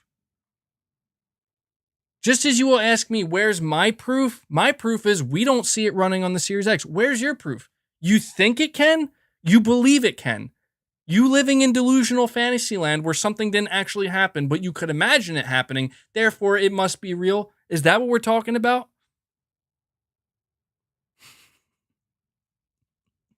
Dude, I'm reading some of the chats.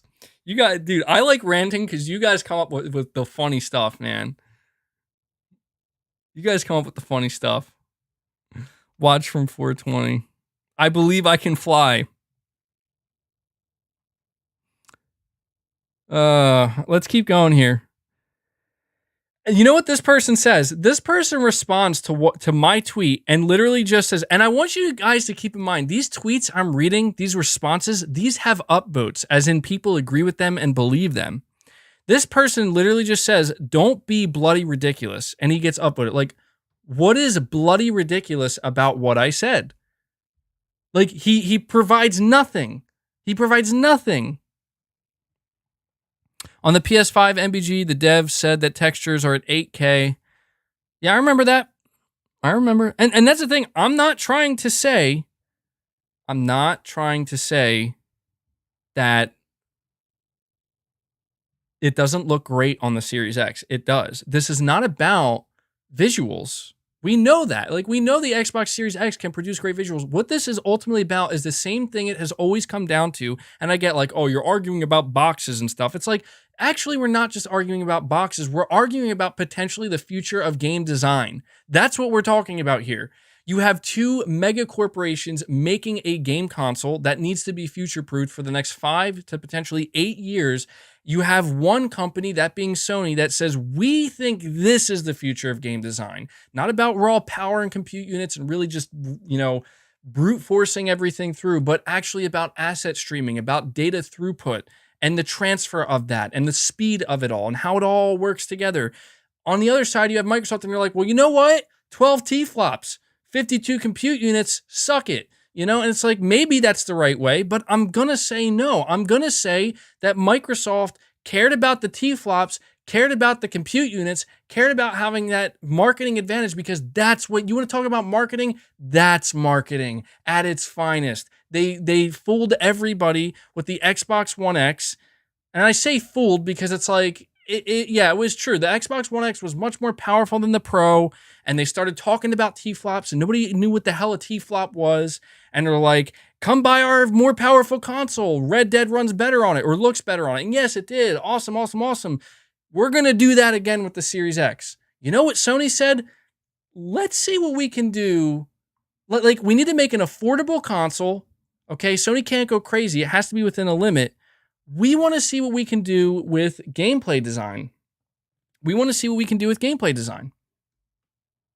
Notice how Microsoft is not the one. As far as I know, I could be wrong, but I don't recall Microsoft coming out here saying that they're consulting some of the most opinionated game developers to find out what they want when it comes to, what matters to you most when it comes to designing games. You see what I'm saying? I'm definitely going on too long here. I'm going to keep it going for just a little bit longer because I'm having fun. I want to keep reading some of these tweets though, because they're good. But that's what I'm saying though. Is like I'm not trying. Like I want people to understand. I'm not talking badly about Xbox. I'm not trying to because I think the Series X is fine. Like it's fine, dude. Like it's if you want that, go get it. It's a great console. My whole thing is I am just trying to get it through.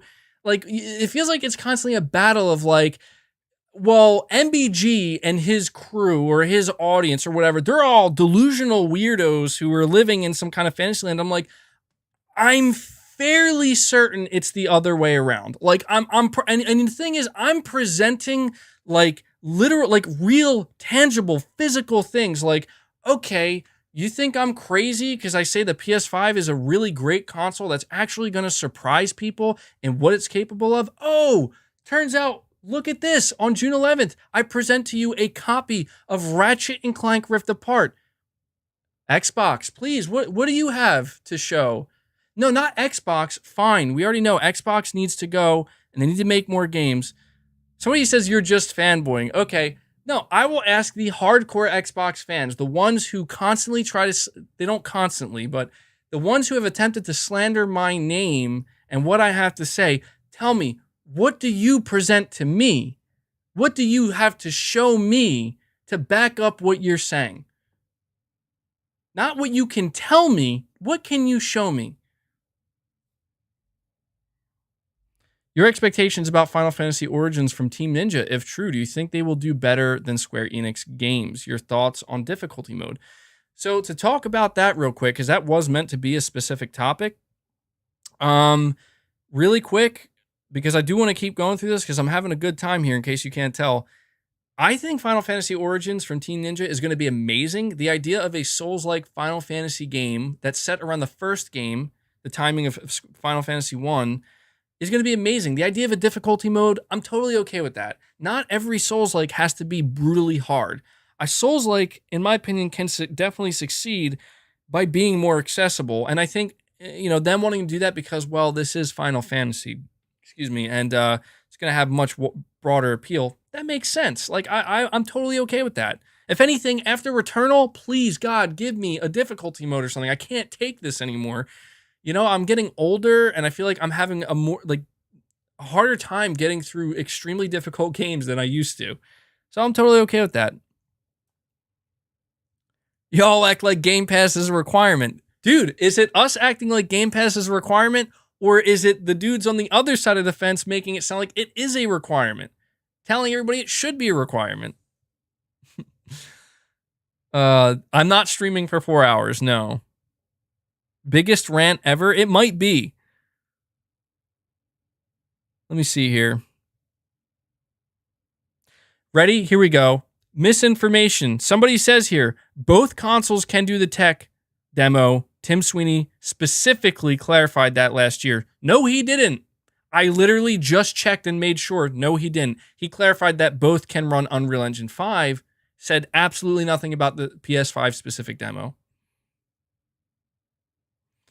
You're saying you try too hard to stay neutral and please everyone. Stop trying to make Xbox feel better.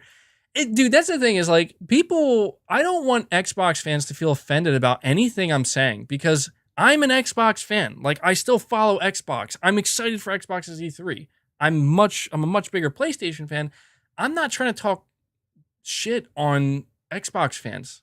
Like it's not about that. I'm not even trying to create a war here. It's just what this comes down to is people have attempted, as I said, to slander my name and paint me as a moron or as an idiot or as some kind of clown. And I'm like, listen to the things I say. Do I go sometimes off the deep end? And maybe I do sometimes wear the clown makeup. Hell, I'm human. Everybody does.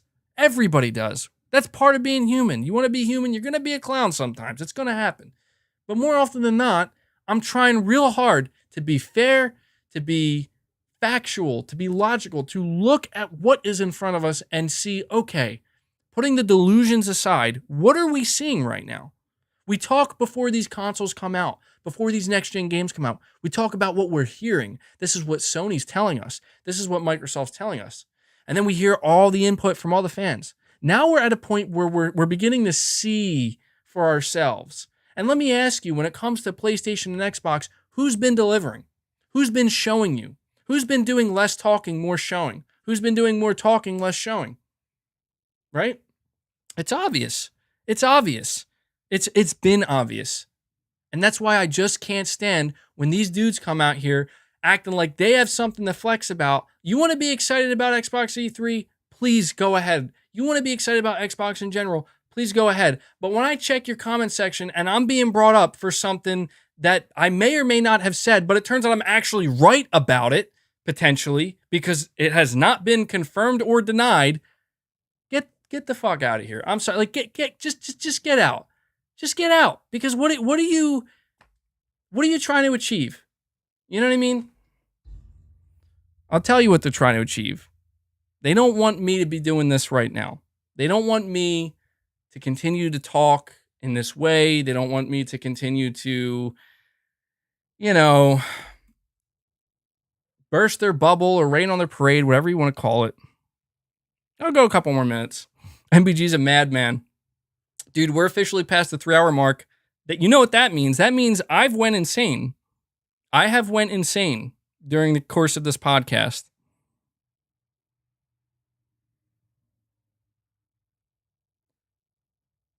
So, Alexander on Twitter responded to my tweet. He said, it's an improved version, better. So he's saying that the Unreal Engine 5 demo on Xbox Series X is improved. And I said, well, of course, they've had more time to work on it. But remember, the end of last year's demo, I said, and this is what I said, do you remember the end of last year's demo when she was flying at high speed while everything around her was collapsing? I said, to me, that was clearly the PS5 flexing its biggest advantage of what it can achieve. Was it not? Am I insane for thinking that? Joshua, you're saying Xbox is literally giving us upscales, nothing else. Laman, you're saying, thank you. I just bought Neo, so looking forward. Yeah, I got to play the Neo games. Apparently, they're really good. You're saying Xbox is trying to rebuild itself, yet Sony fans are all super salty over Bethesda games. Well, I mean, look, PlayStation fans are going to be salty over Bethesda games if they're finding out, if PlayStation fans who like Bethesda finding out you can't play them anymore, they're going to be salty. And Xbox is trying to rebuild itself. Of course it is. I think you're doing pretty decent so far. Still got to wait. You're saying, why do you even check their comment section in the first place? I don't know. That's a damn good question that, frankly, I don't have an answer for. You could wrap all of this up and say, MBG, you are the fool. I know that's right. MBG ending the rant, calling himself a fool, because maybe I am the fool for even, like you said, taking the time to check that out myself. Why would I do that? Maybe I secretly did it purposely so we could have this conversation. Oh, maybe that's why. We'll never know. This person says, the engine can run on Android, so yeah, I bet they could get it to run on an SNES if they tried. Okay, maybe not. As for the PS5 demo, are we sure Kraken/OodleTech was in use, or even the geometry engine? From what we've been told, the geometry engine will take some time to get used to. Didn't they say that they were utilizing the geometry engine? I don't remember.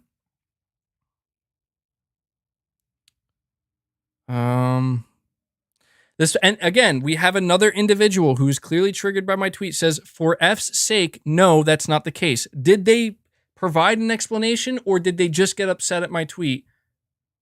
The answer is they just got upset at my tweet. They didn't provide anything.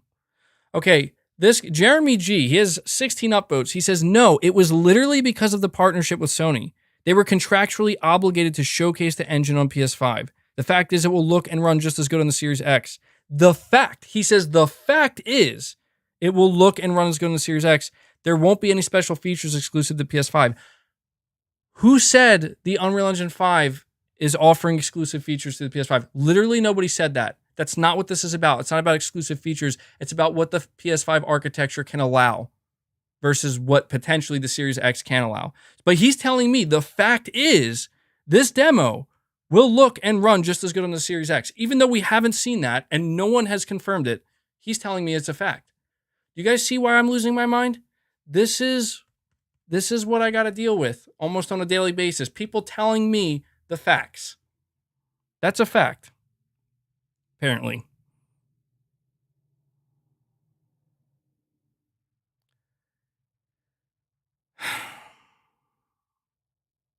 This person says, I think what's more concerning is that Unreal Engine 5 is only hitting the market now. It'll take time before we see the first full-fledged UE5 titles. Yeah, that may be true. That may be true. I want you guys to understand, though, like, this is the first time I checked my replies for this tweet, like, one time, and I could tell, like, okay, some people are saying some stuff. This is the first time I'm checking it again since I checked it the first time. Ugly. I'm not calling him ugly. His name on Twitter is ugly. Okay, just want to make it clear. He says, Epic already made it clear that the demo can run on both consoles. There's no tailoring. Why are we still pretending like Sony didn't pay Epic to use PS5 for the showcase? Well, that's the thing is, no one's saying Sony didn't pay them. Of course they paid them. They literally invested into Epic. But who made it clear? Epic made it clear that this demo could run on the Series X. No, they didn't. No, they didn't. They said Unreal Engine 5 can run on it. Another LED says, yup, they just used another place to showcase. That doesn't mean that Xbox Series X can't handle. It'll handle it just like PS5, because if the Series X can handle it with 2.4 gigabytes per second on the SSD, then the PS5 can handle more with 5.5 gigabytes. Well, I don't know. That's the thing, another LED. I don't know about that, because who's confirming that? Who's confirming that the demo can run? And you know what? I want you guys to know, this whole thing, I'm not trying to use this as a way to like smash people over the head and be like, ha, PS5 best, PS5 better. If we find out this demo, okay, can run on the Series X, I don't care. Like, I'm not gonna be like, oh, well, that's messed up. Sony, what do? You lied. Like, no, if it can, it can. But until we see it or have it explicitly confirmed, I refuse to allow people to tell me that I need to believe their delusions and their lies. Their made up bullshit. That's my whole thing.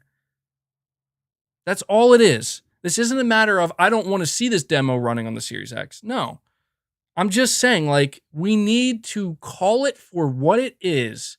If Sony marketed this console saying we focused on the SSD, we focused on IO throughput, so we could achieve game design that we've never seen before. We could do things when it comes to streaming in assets at incredible speeds, and then they show us a demo that seemingly was tailor-made to do just that, and then people are going to tell me, but that can work on this too.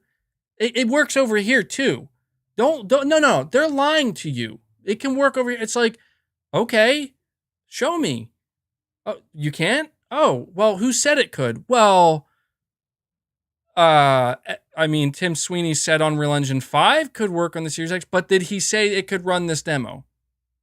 Well, no. Okay, what about the demo they did show you? The Unreal Engine 5 demo, did they show anything close to what they did with that end scene when the girl was flying at high speeds and everything's happening? Did they show something like that? Well, no. Well, then shut it. You see what I'm saying? It's simple. That's all. That's all it is. People get what I'm realizing is I am triggering people. And I'm allowing my triggering of those people to trigger me. So it all comes full circle. All right, guys. I had extra coffee today, by the way, if you're wondering. Samson, you're saying, do you know that PS4 games on PC can run on the Series X? That's interesting if true. I wonder if Sony's going to do something about that. MBG, you do it on purpose, though. Salty MBG. I mean, dude, I'm not going to lie. There's clearly copious amounts of salt going on here. But here's the thing. Is it justified? Is it justified? I think it is. MBG, why are you being such a pony? Don't be a fanboy. What? Come on, man. I'm going to end this podcast in like a couple minutes here, but I just want to, what's so pony about what I'm saying? I'm simply asking for proof. That makes me some kind of radical fanboy?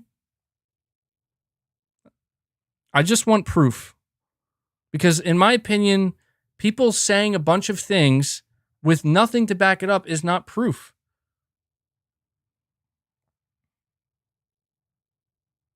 But anyway, guys,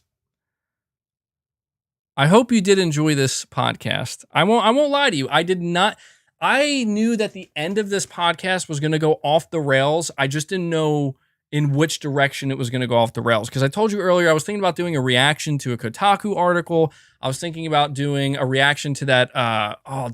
Who was this guy? I got to find him real quick. This is the last thing I'm going to do. And I got to end this podcast because I got to go eat, guys. I really do. But this was the funniest thing I saw in quite some time. His name's Mighty Keith. I think he has a YouTube channel. And he did a video like how Sony fans reacted to the Horizon Forbidden West gameplay. Dude, it was so funny, man. It was so funny. You're saying you get baited so bad. Well, the thing is, dude, you have to understand I'm using it to my advantage. I'm using it as a way to, keep this podcast going and have some fun and talk about some stuff. But let me Clammy True Colors, you're saying, MBG, do you understand that cloud is a companion to premium private hardware gaming, not a competitor? Phil understands it. Yang Ye has been saying it. I understand it. I think you're fear-mongering in the last video. Well, look, I'm always nervous about the cloud. I know what you're talking about. You're basically saying, I said in my last video that at some point in the distant future, cloud gaming is going to be the main way people game in the distant future. I literally said it could be 30 or 40 years from now. Does it really sound crazy if 30 or 40 years from now, people aren't playing on consoles? I'm not saying I want that. But does it sound crazy? I mean, it's hard to imagine. Right now, it's 100% a companion. I agree. I'm not saying we need to be worried about the future of like, oh man, like cloud gaming's coming and it's taking over. I'm just saying like 30 or 40 years ago in the future, 30 or 40 years ago in the future, I could see that being a reality. And you have to understand technology will advance so rapidly that when it happens, no one's going to you're not even going to have time to fight back against it because it's just going to be like, oh, this is how we game now.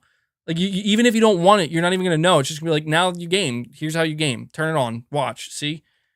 That's how these things go. When the technology's there, no one fights it. When the technology's not ready, everyone fights it. Hence why right now, Stadia failed. If Stadia was a thing 20 years from now, it may not have failed. It may have actually taken over everything if it was ready and it did what people wanted it to do. That's all. But one thing I will say about the cloud future, though, that I will fight it is because of this. The only way the cloud future takes over is when people decide they no longer care about owning video games. So we don't have to worry about it anytime soon. It will just be a companion for many years to come. Because look at MLB The Show, as I said earlier. People still, even Xbox gamers, we want to own our games. We want to buy and own our games. You can't technically do that through the cloud. You can't even technically do that digitally, but it's especially bad with the cloud. So, really quick, here's how I'm going to end the podcast, though. You ready? All right. I can't put it up, but I just want to react to this with you guys because it's so funny. Please tell me you saw Sony's State of Play. Horizon 2? Horizon Dos. Have you seen the world? How immersive it is. It's so true. Oh, talk to me about the new enemies. Talk to me about the Robo-Raptors. Oh, I love me some robotic raptors. I want to take one home. Can I mention the graphics? Oh, please mention the graphics. I'm going to mention the graphics. Please. I'm going to mention the hell out of those graphics. I can see every strand of that woman's hair. Oh, I can't believe how real, how lush everything looks. I damn near thought I was really fighting. Dude, this guy is... Elefante. Horizon Zero Dawn should have been Game of the Year for 2017. Curse that Zelda Breath of the Wild. It sucked. It was amazing, Oh. Speaking of Breath of the Wild, wing gliders? We got wing gliders, baby. You can tell Microsoft to eat it. Oh my God. Netflix player. Man, what's this got to do about me? I love you. This is gonna Taking be shots game at of the year. Xbox, love it. This is gonna be game of the year. Game of the year? Already? What if it don't come out till next year? Then it's gonna be game of the year next year. I like the way you think. Sony. Hold on. We're forgetting the best part of the demo. Robo crocodiles? No. RoboCop. Anime-esque, flashy combat. No. Grapple swinging. Aloy Parker. Aloy Morales. Aloy Morales. Dude. That's the best.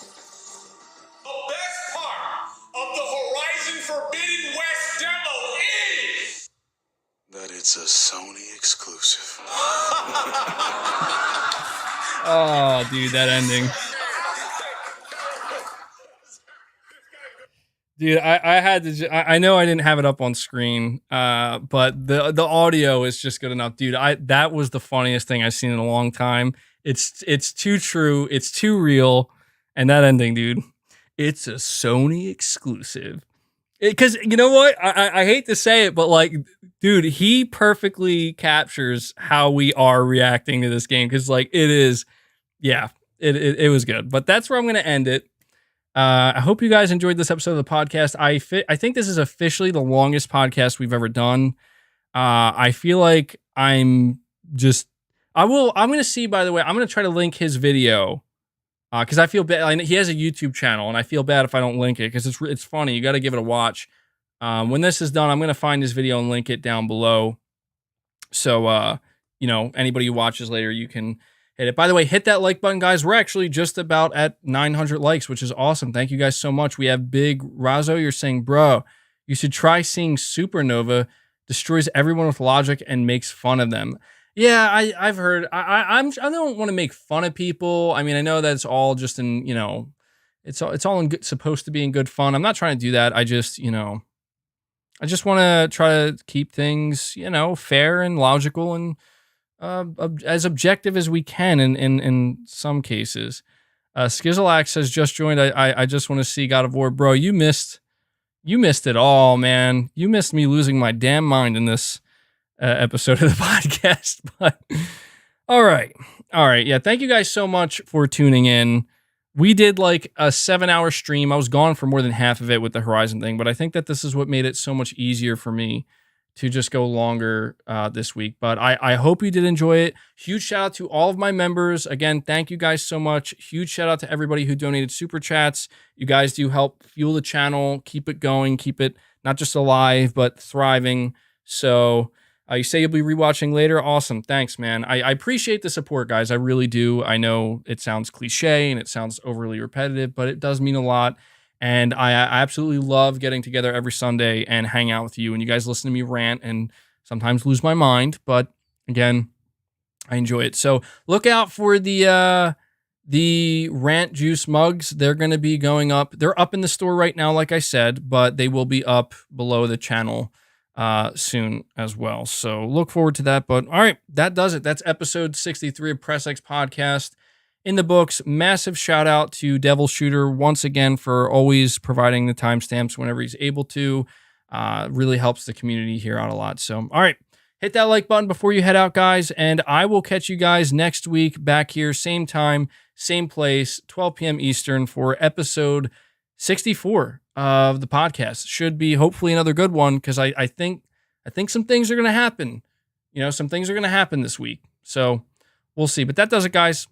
Until next time, take care.